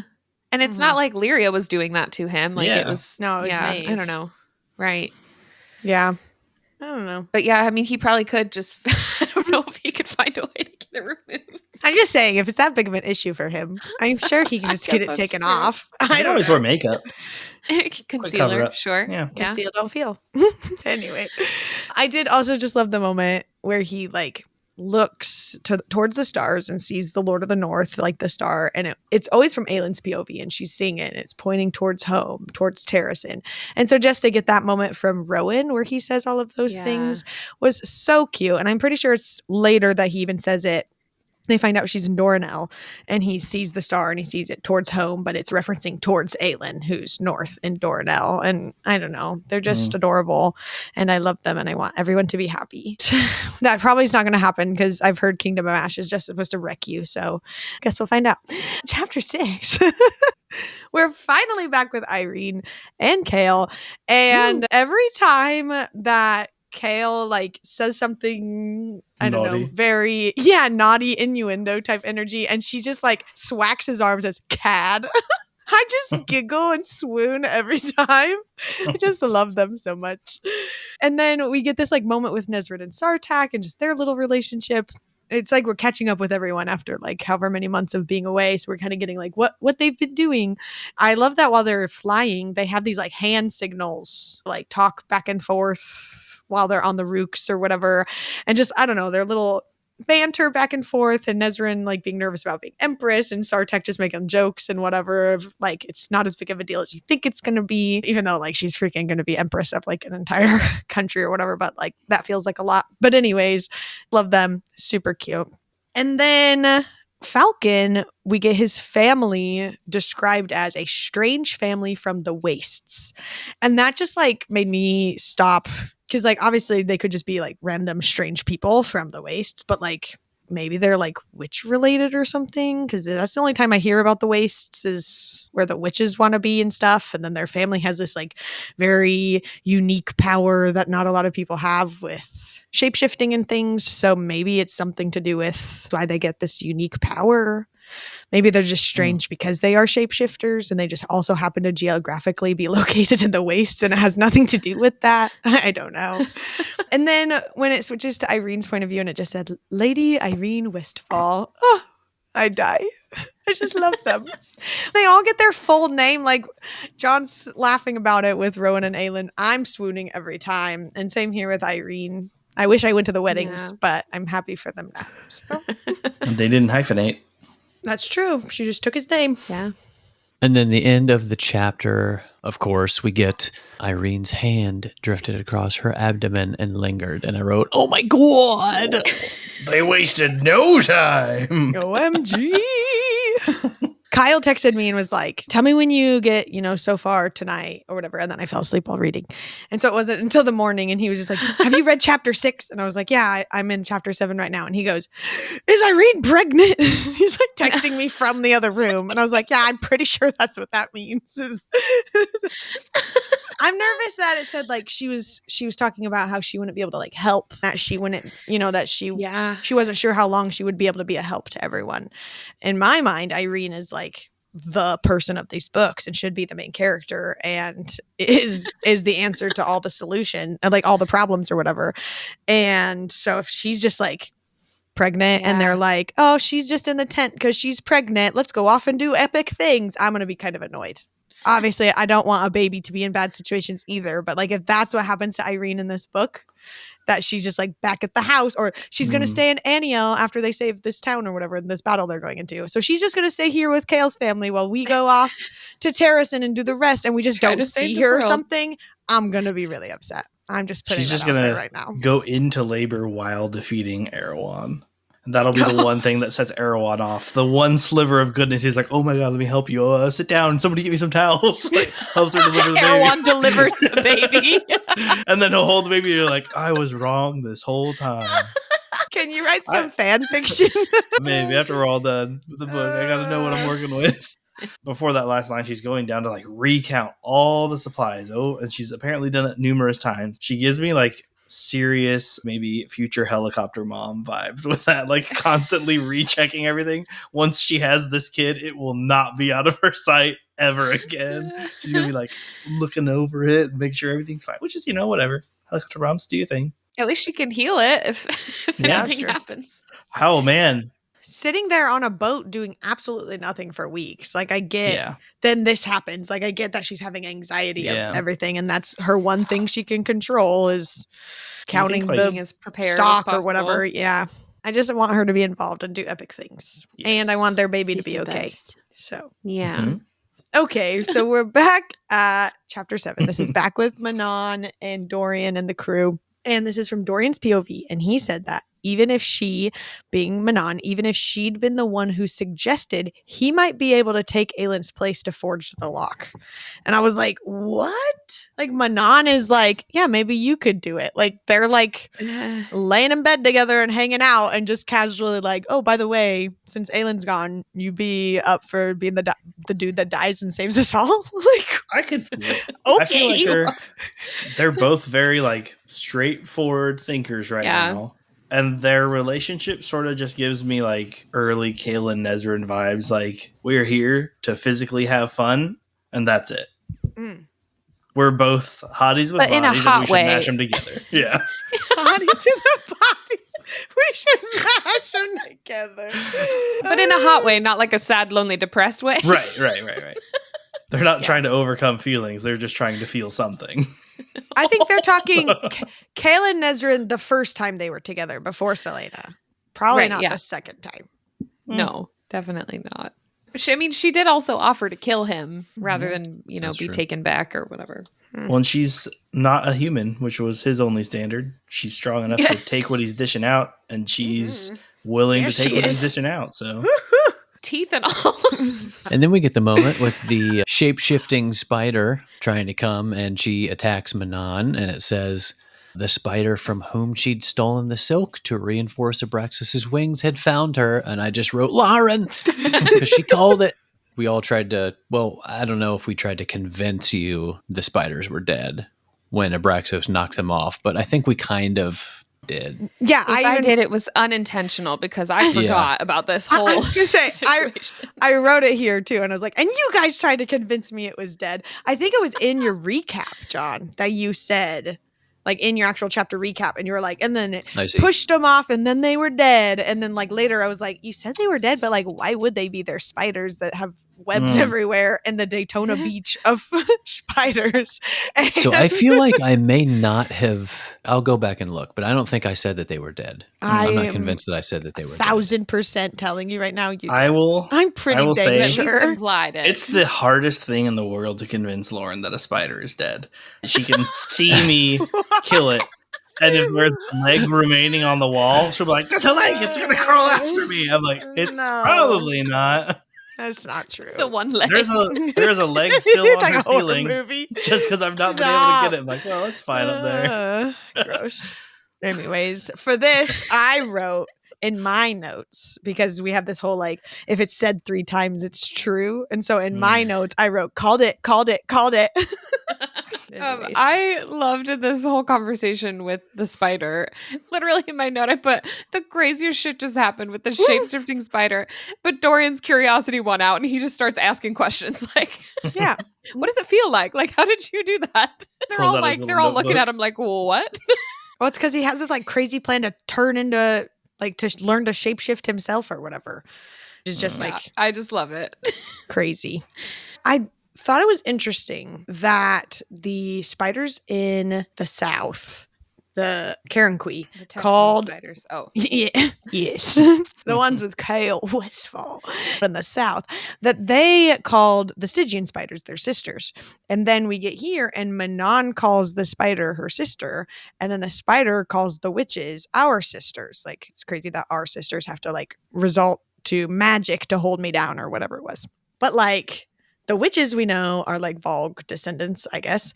And we know that the spiders are Vogue, but like, do they know that? Or why are they just calling each other sisters? Is this like a weird... Just the sisterhood, you know? I guess. I don't know. I just thought that was interesting. So I don't know that we have answers to that, but... I think I might have just read past it without even noticing that, honestly. What I did notice was Asterin talking to the spider after it begs Manon not to attack it. She says, from insults to pleading, who is spineless now? And I actually, Asterin, spiders have always been spineless. They have an exoskeleton, so pretty embarrassing for you to say that in front of everyone. Got her. Get wrecked, Asterin.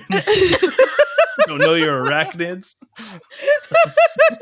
And the spider is talking to them in her spider form and says, the Krakens always tasted of what I imagine summer wine to be like, what chocolate, as you call it, would taste like. And I put the gif from SpongeBob. Chocolate! I remember chocolate. I remember when they first invented it. You want to sell me some chocolate? And now this is how I picture Cyrene in my head. That's probably a pretty accurate spider voice, too, I would say. Yeah. I was actually somewhat bothered by because she says, like, what chocolate, as you would call it, tastes. And I was like, what do you mean, as you would call it? What's the word that you would call chocolate? And like, I don't know. It threw me off. Like, what do you call chocolate? Why are you summer wine and chocolate are 2 vastly different tastes. What do you mean? Maybe it was like, because other countries or places would call it something different. Like cave is coffee, but like other places it's probably just coffee. And well, she says like her name they can't pronounce in their human tongue or something. Yeah. But so maybe they have something it's similar just like to spider chocolate chittering in her. Yeah, with these pincers or whatever. Yes, gross. Could really go for a mug of hot.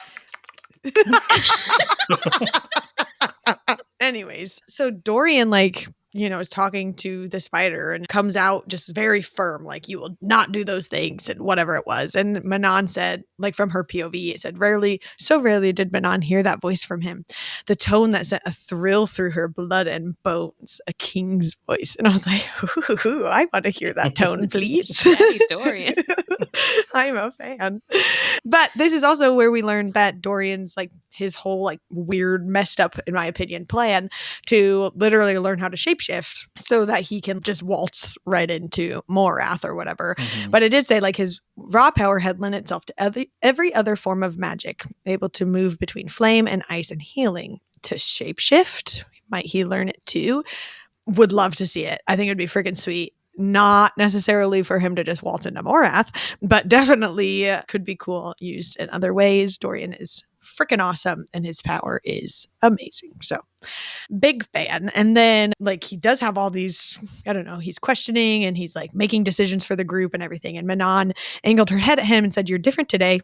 And he shrugged and said, "If you wanted someone to warm your bed who cowers at your every word and obeys your every command, look somewhere else." And I was like, okay. Sure. I'm swooning. I don't know why I am at that, but I'm here for it.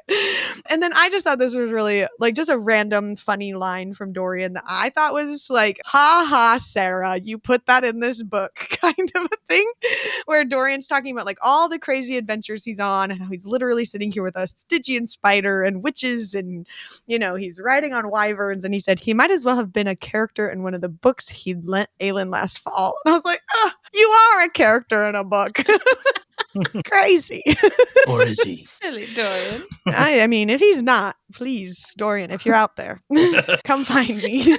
And then they're like right about to take off. I'm pretty sure this is the very last sentence of this chapter where it said, you know, Manon gave her opinion on whatever it was. And then it said, for once, she did not meet anyone stare, didn't do anything but gaze southward. The witch was keeping secrets too, but were hers as dire as his.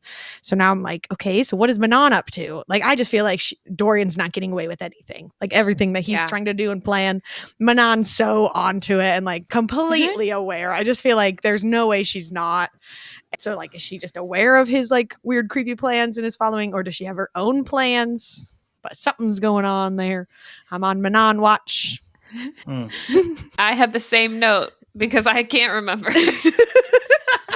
You have read like 100 and something bajillion other books since reading this one, so that's fair. That's true. Probably literally 100 and bajillion something.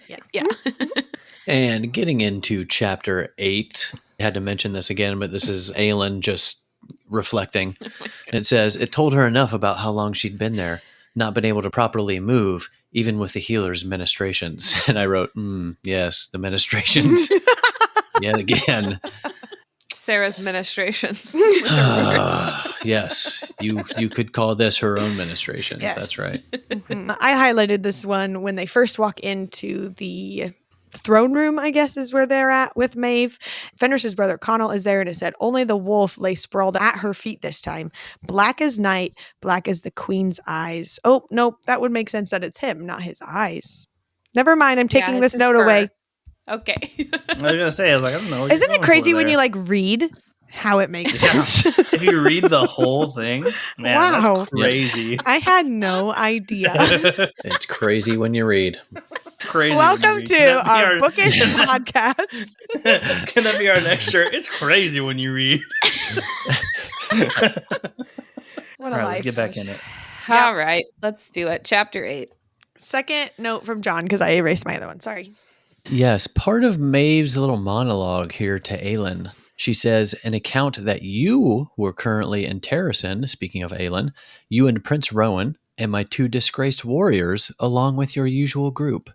And this really perked my ears up because I was wondering if maybe she was playing Aelin here, like she knew the truth and she was just like playing Aelin, or if she was actually fed false information here. And if the latter, I would be very interested who gave her the partially false info, because obviously like somebody could have seen, you know, Aelin, Lysandra as Aelin and Terrasen, but then we clearly know that, you know, Prince Rowan, like Rowan and everybody else, or at least Gavriel and Lorcan are with him. So it's like, who is feeding her this false info?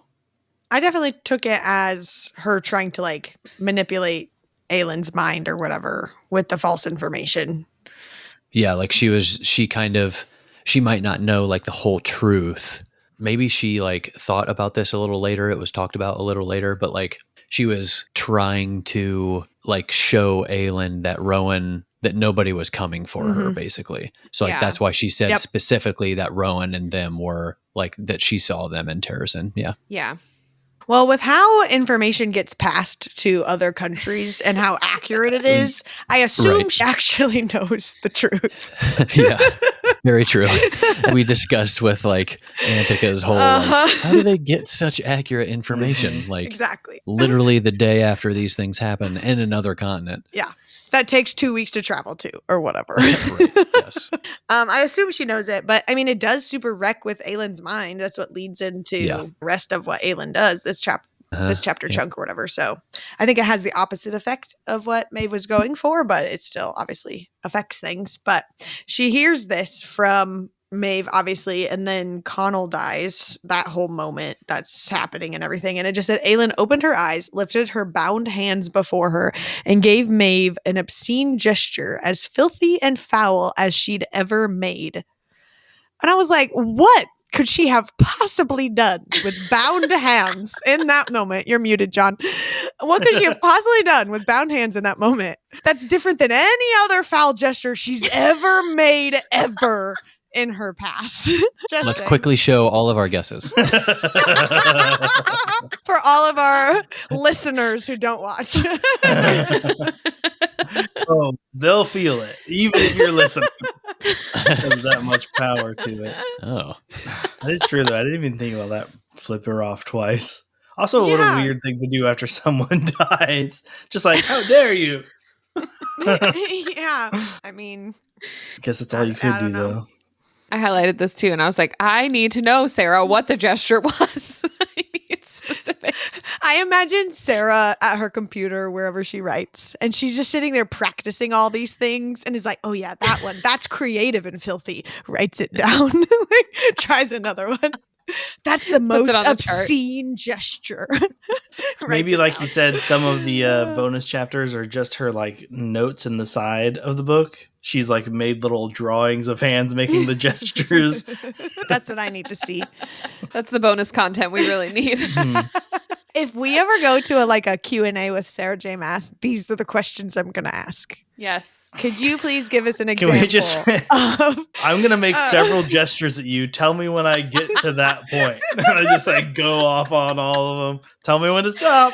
Tell me when it gets too much. Oh my god! It's when security gets called. You're like, okay, so that was it. That was the line. Well, she didn't say no. Still, I know security's dragging me out, but okay. And then Maeve sprinkles in this little nugget, and then we don't talk about it again. So I'm talking about it.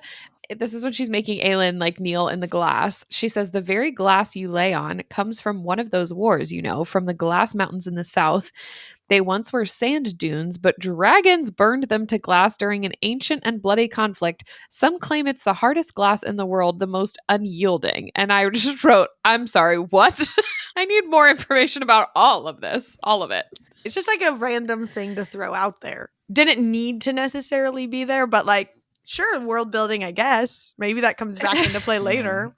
If there's like an ancient war, though, with dragons that turned sand to glass with their fire, it does sound like a cooler war than the one we're in right now. I'd rather Can we read that story?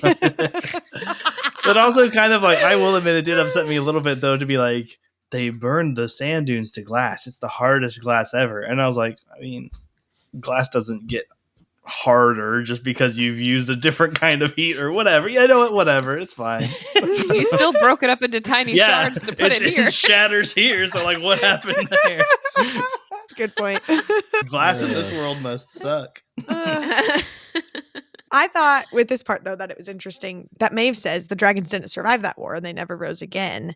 And that Aelin knew that, like, Maeve had ensured that they wouldn't survive again because they were other fire wielders. And so they were hunted and killed. So just like an interesting, like, Maeve as a Vogue, scared of fire, literally made it like a point to kill all the dragons specifically because of that reason. Yeah. So I just thought that was like an interesting on to this weird world building that we're getting here. Yeah. And once we got to that part, I was like, okay, maybe that was the purpose of this whole thing that she just threw in that bit of information just to like add another layer to her Or tactics? I don't know. Oh. Aylin's going to take this back to Lysandra, and Lysandra's going to turn into a fire-breathing dragon. Ooh. Because we got that with the girl she was. What was Sea that? dragon. Sea dragon. Thank you. She's going to be an air dragon. It makes me wonder too if like were dragons antagonistic to the world, or did she do this clandestinely and get rid of dragons? Were people like, where'd all our dragons go? Or were they like, thank God the dragons are gone? I just kind of wonder what part they played in the I don't world. know. I need this to also be in Twilight of the Gods. I want dragons. So when Connell actually dies and like kills himself instead of Fenris, which I thought was really random, I feel like why does she have this weird connection to Fenris to keep him alive and keep torturing Fenris instead of just killing him outright? Don't get me wrong, love Fenris, glad he's still alive, but like I just feel like she could have just let him go just like she did Lorcan and Gabriel, but for whatever reason she kept him, and she could have killed Fenris here, but for whatever reason she's keeping him alive. Like there has to be something more there than just to torture this one dude. Like I don't know. It might partially be because Aylin's watching too. She's making Fenris sit through watching Aylin be tortured. And Fenris has just been kind of chilling in the corner, like having to watch. But then this is maybe also part of Aylin's whole Just thing. another thing because that's he's like Aylin's tethering fault. her to reality. Yeah. I don't know. But on my first read of this, when I first read this scene, I interpreted it as Maeve ordered Connell to kill Fenris. And this was like his last act of defiance, was turning the blade on himself instead. Interesting. I don't know if that's confirmed one way or the other, because Maeve definitely played it off like she meant to kill Connell. But in my head, like when I first read it, I was like, oh, he turned the blade on himself so that he wouldn't have to stab his brother and kill him. That's kind of what I thought for a second, because of the whole like, oh, speak freely or act freely. I don't want anyone to think that what you're doing right now is anything I've told you to do or say. So Yeah. because she just says I don't do know. it to him, basically. Like she's like, doesn't say kill Fenris. She's like, go ahead. Yeah. I don't know. I just feel like if you're going to torture Aylin because she knows Fenris is like keeping her with reality, then just take Fenris out of that scenario, out of the room, Right. kill him, Yeah. whatever your solution to that is. But I don't know. I just thought it was interesting. But in reaction to that, like the very next sentence was that, you know, like that Connell stabbed in his own heart. And then it said, the owl on Maeve's throne flapped its wing once as if in horror. And I went, I will watch, because I said I was going to be watching these owls now, because apparently that's a thing. And this owl's with Maeve. So something, even when the first owl was like mentioned, I highlighted it, but it was just like, it's there. But this is the first time it like maybe did something. So I don't know who this owl is or what's going on. Something's happening with the owl. Who? Then, like, through all of this, too, she literally puts the crown of Mab on her head and makes her bow. Like, that's, like, the whole reason they're kind of in this room at this point. And then whenever this happened and Aylin, like, kind of falls over, basically, and it says, like, and the crown tumbled off her head and skittered across the floor. Dragon glass sprang where it bounced, then rolled, curving across the veranda all the way to the stone railing and into the roaring, hateful river below. And I highlighted the heck out of that and was like, Rowan and crew is going to find this crown floating down the river somewhere and be like, she's here, you know, kind of a thing. That was before I knew that she was going to like punch the wall or whatever. And then they would all be like, she's there, you know, and kind of already have that. But I still think this could be part of it. Anyways. I don't, only because I don't think the crown floats. Because she describes it as very heavy, possible iron core on her head. That's true. Yeah, but it's like this huge, roaring, rushing river. Yeah, it could go little ways for sure, but I don't think they'd see it like bobbing up on the waves as it passes by. No, it'll like end up on the shore somewhere down the road, down the river. You said Washed floating, up. so I was like, I don't know how far it's gonna make it. Because it has, isn't there like big waterfalls in that area too? Actually, it's approximately. Dornell is the city of rivers. Actually. It's one of my favorite jokes from this whole series. I had a note. Maeve, when she started bleeding after she got the little cut on her cheek or whatever, it was black. I thought it was interesting that like it was black for a moment, and then she covered up the color and smell, and I kind of wonder if anyone else in the room caught it. But then I also thought not that they could really do much with that information. I mean, if they're all under Maeve's control, But I thought it was interesting. I feel like that would be like how you said Aelin didn't know like for a fact that she was Vogue yet. I feel like Yeah. that's like a big hit for her. Obviously. Yeah, except now she thinks she's going crazy and imagined it. Well, she didn't have any inkling that she would be Vogue at all. This is her first, like, maybe type of a thing.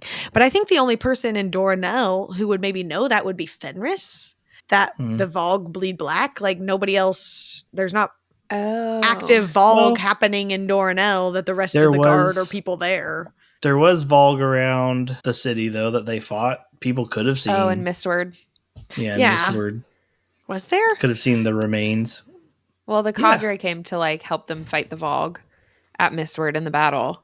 Yeah. Oh, yeah. You're talking Aelin, Mistward. I was thinking the marshes and then Maeve showed up with all her people. And Mistward, though, I don't think the cadre actually fought any Vogue. They just fought soldiers. They held back Rowan from going out there and contained the room. But what I'm saying is they could have seen because like nobody helped Aelin.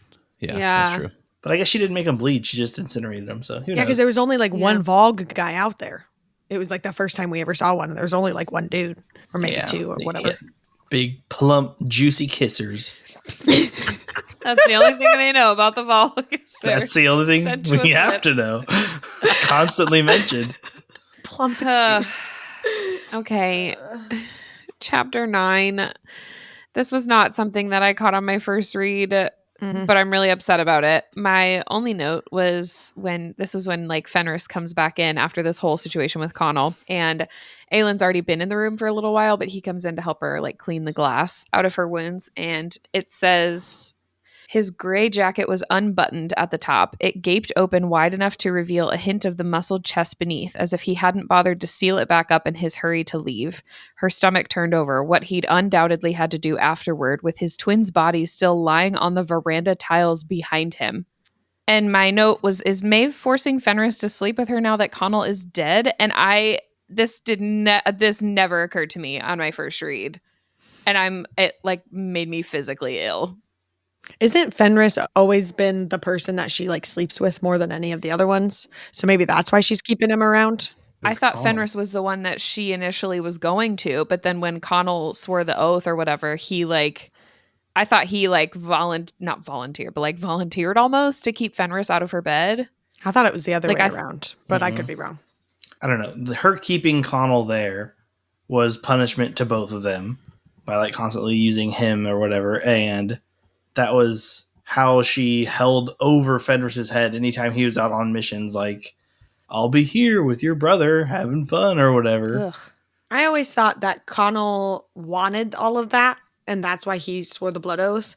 But Fenris realized it was bad, and so he did it and like did all of the things trying to protect his brother, like including sleeping with her. But because isn't Fenris like the most attractive, blah, blah, blah, whatever. Oh, okay. I think I just found it in Empire of Storms. Maeve had coveted them. Fenris had refused the offer to join her service, so she'd gone after Connell. The dark to Fenris's gold, the quiet to Fenris's roar, thoughtful to Fenris's recklessness. Fenris got what he wanted: women, wealth, glory. Connell, though skilled, was forever in his twin's shadow, so when the queen approached him about the blood oath, Connell had sworn it. And when Fenris returned to find his brother bound to the queen and learned what Maeve forced him to do behind closed doors, Fenris had bargained. He'd swear the oath, but only to get Maeve to back off his brother. So I had that backwards. For over a century now, Fenris had served in the queen's bedroom, had sat chained by invisible shackles beside her dark throne. Maybe it's because she wanted to keep him in her bed or whatever. She always wanted Fenris over Connell instead. Yeah, I don't know. This one particular thing, I just like really stood out to me this time because I think I must have skipped over that before. But anyway, that's chapter 9. Chapter 10, we are back in Terrasen with Adian and Lysandra and all of them. And we're saying that there's only 500 enemies, and then kept like talking about the numbers of the people in the army. And I'm like, 5,000 enemies is like a lot of people, right? Like heard the word 5,000 and was freaking out, and then everyone's like, oh, only 5,000, like there's gonna be more later, it's whatever. And I was like, 5,000 is still a lot. And for them to say that, even let some of the Bane rest and filled in the gaps with some of the other armies that had like shown up and stuff. But like, how big is the Bane? Because to me they were like a small group just from Terrasen, They were just like Adian's buddies. Not like the cadre, more like 100. Maybe 125. That's where my mind was. So if they can Like take the on size of a wedding reception. so if they can take on like 5,000, that just felt, I don't know, that felt crazy to me. Are you Googling? I don't think we ever get any confirmation of how large the Bane is. But I always kind of viewed them like the cadre too. Well, especially because like the King of Otterlin, reason Adian was originally theirs because the King of Otterlin requested Adian and the entire Bane to come. And so for Right. me, for it to be enough to battle 5,000 people, that he's just like, yeah, bring your entire 5,000 people army into the castle. Like, that doesn't feel like that makes sense. That's why I don't know. I guess imagining smaller than that, but I don't know. Either way, they survived this battle. And everyone was like, how many did you lose? And they were like, oh no, like 100, I guess. It's no big deal. And I was like, I mean, that's still a lot of people. I don't know. And they were like, oh, barely 150 over here. And I was like, guys, like, I don't know. We're taking this too casual, but maybe like warriors and they're used to this kind of a thing. And I am clearly not. Anyway, but like at the end too, and he was like, he had no idea where Lysandra had gone. He didn't know, but she survived, which he supposed was enough. I was like, bro, it's more than enough. She's better than you. Yeah. I thought this was pretty sweet when we find out that Ren had even commissioned plated armor for the leopard's chest, sides, and flanks, so light as to not be a hindrance, but solid enough that 3 blows she'd been too slow to stop, an arrow to the side, then 2 slashes from enemy swords had been deflected. Nice. And I just wrote like, dude, this is awesome. Just imagine fighting in a battle. You know, you're fighting, maybe you just downed a guy and you kind of look ahead and there's a freaking giant leopard in armor just like ripping out people's throats. Like, I mean, yeah. Awesome. She's amazing. I I will love say- this. For that, because there is something wrong with my brain, I did think, did we not figure out that she's naked when she comes back? How does she have to have people put the armor on each time? Or I don't know. It worried me in that sense where I was like, because like That would Rowan make sense. disappear and reappear with armor, but I don't know how she handles that aspect of it. I was imagining Rowan's little hawk with armor. Yeah, I figured it was A little happening. little chest plate, little helmet. It looks like a sweater vest, but it's just armor. No, she definitely is naked when she comes back because I highlighted it earlier. I just didn't put it in the notes when she was naked. No, I'm just kidding. More just because I had that theory and it was confirmed Yeah. multiple times. But it was when Evangeline came back and she like changed and they had like left out a cloak specifically for that reason for her to like put on or whatever. I would assume she does have to change and then they put the armor on her. Then she just changes again and it just clatters to the ground. I don't know. I guess. Yeah. I just had a note in here because I love Elizabeth Evans, the audiobook narrator for this series. And I just had to note that she gives Ravi and Sol little German accents. It's kind of cute.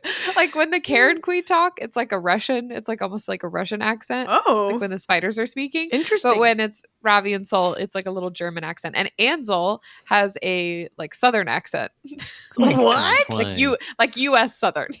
She has a little twang. She's got a little. She's weird. twanging over there.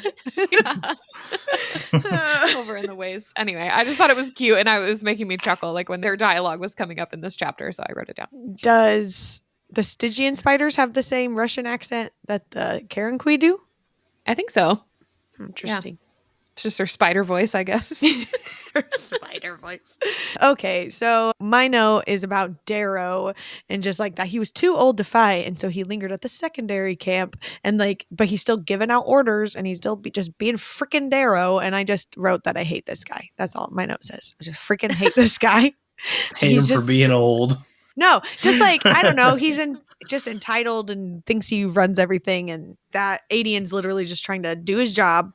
He has to like convince Darrow to let him do his job, I guess. And it's just, I don't know. The whole thing is just annoying. And Darrow's the literal worst. Following it with Darrow, a messenger shows up and it's freaking Knox Owen. And he's all the way back from Throne of Glass. Welcome back, buddy. I was said whenever he left that I was hoping we would see him one day. And so here he is all the way from the first book to the last book. So anyways, I was excited about that. Kyle's like, whatever about it. He's kind of mid. Yeah. Like I said last time with the whole, Falcon's related to Lysandra possibly thing. And like, I felt like every character didn't have to have a big part. And I was telling Lauren's like, could have just been a new character. I know we're in the last book. Could have been a new character. It makes no difference to me that Nox is back at all. I thought it was cute. I thought it was fun. We're getting all She's these like- callbacks. It is cute. Yeah.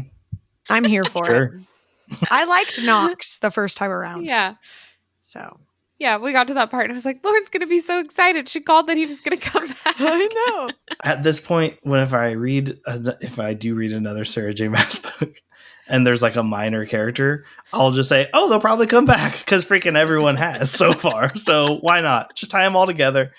No small parts in a Sarah J Maas play. Every role is important.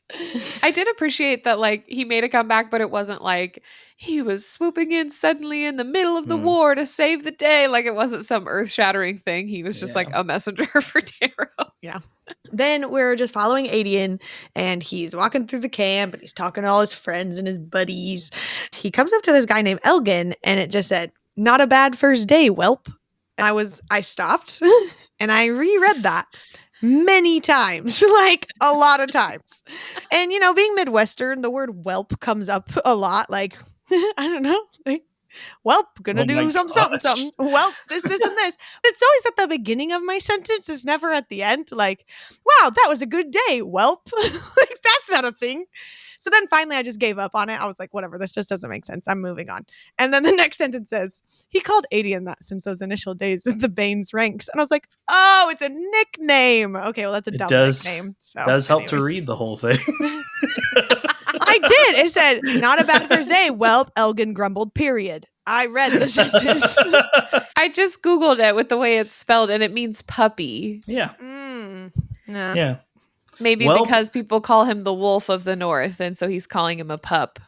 The way that you're thinking of the Midwestern whelp is just WELP. Yeah. Because it's a weird variation of when people like slap their knees and start standing up like, well time for me to go.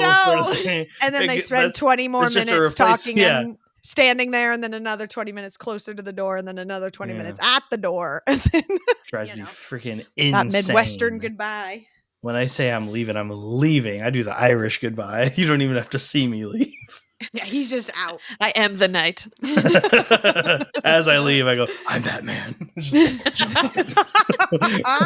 Okay, I will keep this brief, but I do have another ranting moment of another installment of Khan being pissed at Adian and hyping up Lysandra because I love her so much. Mm-hmm. So they have a whole long conversation. I feel like I highlighted most of it, but Adian says, is this some attempt to re-enter my good graces? And Lysandra, queen that she is, says, I don't give a damn about your good graces. I care about this army being worn down with unnecessary movements. And then later she says, I obey no man, but I'm not fool enough to believe I know more about armies and soldiers than you do. My pride is not so easily bruised. And I wrote, drag him.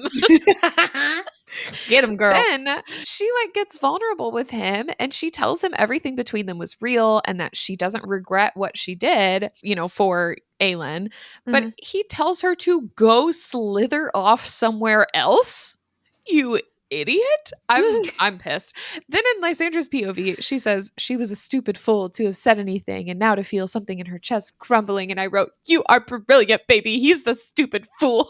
Don't be questioning yourself for just being honest with him and trying to communicate, which is all she's been trying to do for months. And he's been ignoring her. And then she finally gets her words out and he tells her to go slither off somewhere else. I'm so mad. That's the end of my rant for right now. I'm upset. I'm over him. I was talking to Kyle about it, that I feel like this whole time we've been reading these books, that you've just never been like Team Adian Lysandra. And you're just like, it's kind of weird that he said that he's going to marry her. And I was like, no, it's cute. And I was like, she knew the whole time how this was going to end. So of course she didn't like them. I mean, no, I felt that way on my first read too. And I just kind of felt like he was being a whiny baby for a lot of the books. But it's worse on this read. I love Lysandra even more. And I think I dislike Adian even more. And I was telling Lauren too, his severely emotional reactions to everything is not just in anger. That whole thing where oh, I'm going to marry you and I love you so much. way So over, an like extreme. over committing to that Yes. emotion. But And now he's like way backpedaling on Yeah. all of that. yeah, I mean Like, he won't even hear her out. his emotional state and his like what all he has to do right now, the stress that he's under as a leader of an army, totally understandable. The things that Sure. he's saying are not excusable, but I mean, he's in a rough spot. I don't think that they'll get back together, but I hope they don't at this point. Same. I don't know. She deserves better. Anyways, the chapter ends with Lysandra literally walking away from this and said she had enough dignity left not to beg, not to watch Adian go into Killian's tent and wonder if it was for a meeting or because he was seeking to remind himself of life after so much killing today. So, like, literally, she thinks he's going in there to sleep with Killian. Like, I didn't even right? catch that. That's what that is? To remind himself of a life after so much killing today. She deserves so much better than even just having She to does. wonder if he is going to go do that. Like, Freaking worst. well, and to be fair too, like I feel like he has been way more about her than she ever has been about him. Like there was maybe one time where she nuzzled him as a leopard, and I was like, she's never once expressed interest in him at all. She's been an animal this whole time. So I don't understand why she cares that much if he's going off to someone else. I thought it was like because she literally had been abused physically. I mean, I get much by that. men, and like he was like Yeah. willing to be patient and like do whatever for her, just be there for her. And they talked and they made this friendship, and she like finally let her guard down with him, and then this immediately happens. Even if she let it down in leopard form. Right. Again, the lack of communication from the characters in this book is fantastic. It's fantastic, is it? Oh, yeah, it's great. Okay, chapter 11. We are back with Nezrin and Sartak, and they like flew and, you know, saw some of the Volg and the armies and like where they were going, and they're like trying to make a plan and stuff. And they're trying to decide like, how are they getting to Terrasin, or what are they going to do? And Sartak literally brings up going into the Farian Gap. They were like, we'd be facing the witches then. And he just grinned and said, well, it's a good thing we have Rooks. This is going to be an insane battle or meetup or whatever the freak is about to happen in the Farian Gap. Like, well, part of me wonders if maybe the other witches are going to turn on Morath and then be like, oh, we'll go with you and be the good guys too, instead of only fighting them. So it could just actually be a meetup. It doesn't have to be a like battle. the other Blackbeak witches? Or what else is there? Like Yellow legs. Yellow legs. Well, Iron Teeth, I guess. Yeah, but the one that Manon saved. Petra Blue Blood. Yeah, I feel like she would be turning to good guys. She's like the leader of all her people. Yeah. I don't know. I'm just saying, crazier things have happened in this series. So maybe we'll see it. I don't know. But whatever's going to happen in the Farian Gap is going to be freaking epic. And then I just love this moment from Kale and Irene. Kale's like, I'll go talk to my father and try to like give them a warning that this army is coming and stuff. And then Irene just says, I'm coming with you. He squeezed her hand again as if to say, I'm not at all surprised to hear that. And Irene squeezed it back.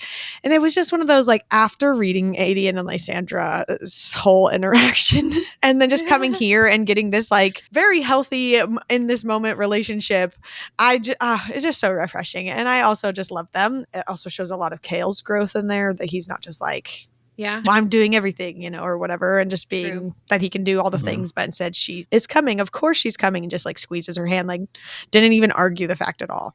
So it just reminded me of our like secret hand holding language that we came up with a long time ago. We do have one of those. When I was reading that, I was like, oh yeah, I get it. Mm-hmm. That's true. Kyle and I have, each finger means something different. And so if we're holding hands, or like I can just put my hand on his like leg or his shoulder or something and tap a finger, and that means something. Or even from across the room, you could just raise that finger. So it's like your own like blinking system. Yes, but with fingers. Like the pinky finger means I want to leave. Like I want to leave this situation, whether it's a phone call, whether it's like a conversation, I'm just done with this. Or a conversation or whatever. And so like literally I'm at a party or hanging out with people and I'm just talking. You know me. And Kyle's literally standing by the door, just holding his pinky finger up like this for a really long time. And I'm just over there like, I see you talking. He's just as soon as I've noticed, I'm like, all right, thank you. It's been said. I can move on. That would be John. Yeah. Nice. I forgot That's about funny. that though. Anyways, and then they're like planning to go to Aniel and fight all these people. And, Kale says like, thank you. And I think it's Hussar that says, thank us when we've saved your city. So they're going to the city. It's official. They're going to Aniel. And I wrote at this moment, if Kale's dad even looks at Irene in the wrong way, I am going to jump into this book and I'm going to look at him the wrong way back. Almost wrote like, I'm going to kill him or that's a little too much for me. So I'm just going to back just at him. glare at him. If he I'm gonna looks the glare at wrong him. way, I'm going to jump into this book right to where Dorian is and hang out with him. Well, now that Irene has Kale, yeah, I don't feel like I want Kale the same way. I'm happy that he has Irene. The I had to- same way. So not the same way I used to. I can't like fawn over Kale anymore. He's a married man. My standard. Also a fictional character. Yeah. You're a married woman. Yeah, I know. Fair. Hmm. Chapter 12.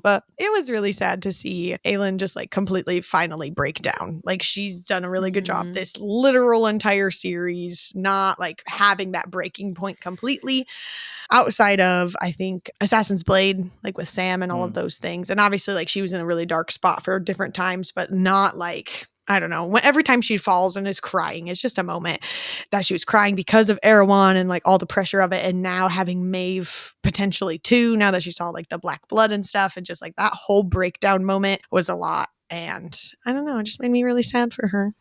Yeah, I didn't mean to. I was actually trying actively to not cry, and I cried a little bit during this part. I just Hate it my when own that business, happens. eating my lunch, trying not to cry. Hate it when that happens. But I did shed a tear here. This was another cry count for me, which is not something I cried at in my first read. But Evelyn appears to Aelin in the iron box, and like Lauren put in like all the same highlights that I had from that conversation. But her just telling Aelin like, you're going to have to be brave a little bit longer, and like you do not yield, and something about you're my daughter and this is like in your veins or something like that. I don't know. It's just stuff that I feel like as a mom, it's like a mother-daughter scene. That stuff gets me every time. Yeah, this part was really cute, saying like it's the strength, here in your heart. That's what matters, no matter how far. This will lead you home. And then, she said that you do not yield. And it said that the words lingered, blossomed within Aelin, bright as a kindled ember. And so it's like, that was the little bit of spark to bring her fire back. And then for her to go into this like big epic moment, because it's like consistently said, that there wasn't even any sort of flame or any sort of, it had like gone completely out. So the fact that it like was a kindled ember, you do not yield. I don't know. It's pretty epic. Yeah. And the last time Evelyn appeared to her was in Air of Fire, like at least in this way, it was in Air of Fire when Aelin was like, it was really the last time she had a breakdown moment like that was it by the lake or something? Yeah. And there's conversation like even started the same way where it was like, Fireheart, why do you cry? And she says, because I am lost and I don't know the way. And then it like kind of goes deeper into these different levels of what she needs to do next, or like the strength that she needs to carry on. And I just love that it was like this conversation with her mom that was so like deeply instilled in her as a kid, like a young kid, because she was so young when her mom died. I feel like that was why it was a little extra emotional. It's just like these are the moments that it's coming back, and that these are the kinds of things that are like keeping her moving forward. And then just what she does after all of that is just epic. And of course, that leads to her kind of getting a little amped up inside the coffin. Yeah, she does. And she starts to punch it as Karen is going through his little, like, trying to get her all scared and stuff with all the stuff that he's saying. But it says, the top of the lid had been warped. A great hump now protruded. The metal stretched thin. Yeah. I was like, oh, shirt. Oh, my goodness. Yeah. And crazy that the entire cadre felt that like wave of her power, even though she's encased in iron. That is wild. Yeah, I thought it was definitely just Rowan at first, because it was like his Yeah. mating, like because he acted like he had felt it there, but then That's what I thought too. the other guys reacted like they heard it too. So I don't know, just freaking And like enough insane. to confirm like where she was. It's crazy. Yeah. But yeah, it says she punched it up enough to get a tiny sliver of an opening in the coffin, and that's what her power waved out through to the others, and then smoked her to sleep. Yeah. That's crazy. Yeah, super crazy and really cool. So of course Rowan and company are like super fired up about it, and they're like on their way to Dornell, and Rowan's like, we have to get Maeve. We have to like draw her out like away, and the cadre are like, I mean, she's gonna know if it's us, like what we're doing and stuff. And so it says Rowan looked to a lead, the Lady of Perrin's eyes wide. I know, Rowan said, his plan forming as cold and ruthless as his power in his veins. Will draw out Maeve in a different sort of lure then. I mean, his plan as cold and ruthless as the power in his veins stresses me out. Like, I feel like Rowan will do nothing. Like, nothing is off limits when it comes to getting Aelin back. And so I'm slightly terrified of whatever this crazy plan is, and the fact that it's going to involve a lead in some way makes, I don't know. I don't want anything to happen to the lead. I like her a lot. Poor lead. I know. She's just there. She's just there realizing stuff. Yeah. That takes us into the last chapter for this section, chapter 13. And I've said this every single time it comes up. I just can't get over the witches riding brooms. It's just, I just can't. I can't get past it. It's weird to me every time. Sometimes I laugh, sometimes I roll my eyes, especially maybe because we're reading this around Halloween. So like it's extra in my face right now of cartoony witches and kids in Halloween costumes as that with a broom, or I don't know what it is, but it just, I don't know, makes me laugh every time. They found all the Crokins, and they find, is it Glennis? Mhm. Is that how we're saying this? So Yeah. Glennis, her family served the Croken royals long before the city fell, and then announces that she's the great grandmother. So like, she wasn't a royal, she just served them. She wasn't a queen. Like, was great grandma not queen? Isn't that how that would work? Paternal grandmother, possibly not. If it was her mom that was the queen. Or like that Yeah. her son or daughter married into the royal bloodline, Mhm. maybe? Yeah. Because Yeah. her dad was the rare-born Kraken prince. So this would have been her dad's grandmother. Grandma. Mhm. Yeah. I don't know. At first, I was like, when it said that the family served the royals, I was just like, oh, Yeah. it's going to be kind of like a Leeds family was to Aelin's Oh. family, is what I thought was like about Yeah. to be. But then it's like, that is her great grandmother. I was like, oh, okay. So she's actually part of the bloodline, I guess. But like, I don't know. Either way, we have found Manon's great grandmother. And hopefully this one doesn't try to like beat her up and push her off of a cliff or whatever, like her other be grandmother nice. did. So yeah, That's one the can dream. hope for a better relationship. A better world. A better grandma. A better grandma. This one's a great grandma, so she's going to be great. Anyways, that's it. And yeah, that wraps up this chapter section. So let's move on to thoughts and theories for the final book in the series.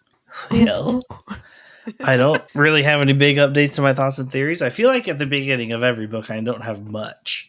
Just been consistent throughout the whole Yeah, thing, but 'cause we're you're not really- much is like you weirdly calling literally everything that's about to happen.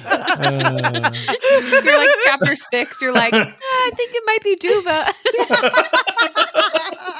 That's fair, I guess. But we also jumped around so much in this one that I feel like we got a glimpse into what's happening right now, into everyone's little life. So I don't have really any big updates because I feel like I called further ahead in the last one than I did what happened now. I think Dorian and Manon will continue working to ally with the Croken Witches. Oh. I think Rowan will find Aelin, and she'll either be pretty much free already because she's already working on that, or he'll show up just in time to stop something worse from happening to her. Obviously, Irene is preggo, which is concerning because that's one more life that if Kale dies is ended. But I guess that's also parenthood. So, they got to stay alive now for the child. And I think Lysandra and Adian are over, which valid. They both have valid reasons for ending it. So For me, I'm a little thrown off. I guess that there's like two big bads happening, like two big bad guys are happening. Like we have Maeve on one side and Erewhon on the other. And I think Erewhon is still the biggest bad guy, and that Maeve is the like mini boss on the way kind of a thing. But like Maeve's situation seems like pretty big right now compared to whatever Erewhon's doing, since we literally haven't seen Erewhon since Queen of Shadows. Like literally have not heard a single word come out of his mouth since Queen of Shadows. Well, I guess he did say something through that weird guy's chest at the beginning of Empire Storms, but still, it's been a long time since we've seen that dude. So I don't know. Maybe that's why this book is like so freaking huge, because it's really two big bad guys in one giant book. I feel like it could just be two different stories. Like I could read the Maeve direction or the Erewhon one, but I think I'm going to end up getting both. So I don't really know. Very quickly, you saying that makes me realize that, like, because Maeve said she liked this world, so maybe in the end they could somehow work together to get rid of Erewhon. If all she wants is to have this world be nice, she likes it better than the other one. Yeah, but she was her like, nice this world is that not I'm in. nice for everyone. I mean, she's in Dornell. Just leave her to that. I mean, it sounds like she has all the healers literally in prison of some sort, and she has all these cadre like super messed up, and all these other guys working for her super messed up. And I don't know. The lives of the few for the lives of the many, I guess. Okay, no. I'm done, Kyle. I'm done with your theory. That's not it. However, anytime I have openly said on podcast that that's not it on your weird theories, you're right and I'm wrong. So I guess we'll find out.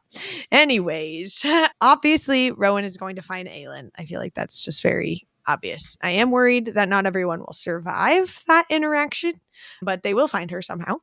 Dorian seems like he's just gonna do something real stupid, like waltz right into Morath holding 2 word stones. Guess we'll find out what's going on there.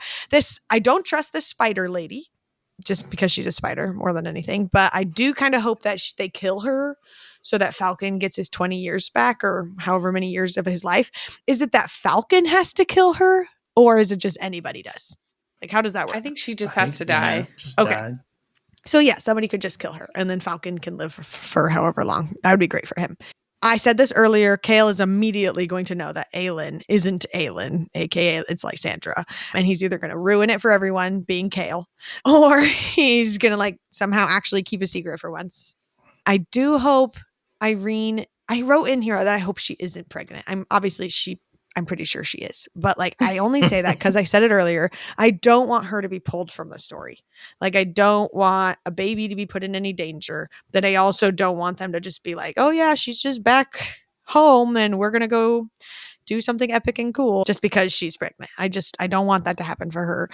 And then honestly, I've finally started reading this book I'm honestly a little terrified because of how people react about this book on the internet.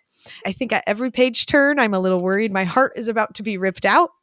I guess let's just keep reading and find out. It's going to be wonderful. I'm here for the journey, I suppose. Anyways, cry counter. I surprisingly, for once, did not cry. Wow. So Lauren stands at 24. Hey! I was at 8, but I cried twice in this chapter section for Rowan's dream and for Evelyn's little cameo. So now I'm at 10. Double digits! Woo! I surprisingly did not cry, so nothing to add. Shocked. So Kyle's total remains at 67. I was at 4 and adding 1 for this section for Rowan's dream, so I'm at 5. Mm-hmm. Wow. Guys, Crazy. We're officially in the last book of this whole series. This is crazy. And that's a wrap on episode 25. Join us next week as we continue Kingdom of Ash with chapters 14 to 28. And you can check out our pinned schedule on Instagram if you'd like to follow along. Don't forget to rep your favorite podcast with the cute new merch on our website at betweenpagesandfriends.com. It's linked in the show notes or the description box below. While you're there, go and sign up for the monthly newsletter and check out our Patreon for our community of amazing book aficionados. Until next time, stay wordy, stay nerdy, don't stress, and stay blessed. Bye-bye. Goodbye. Bye-bye. Bye.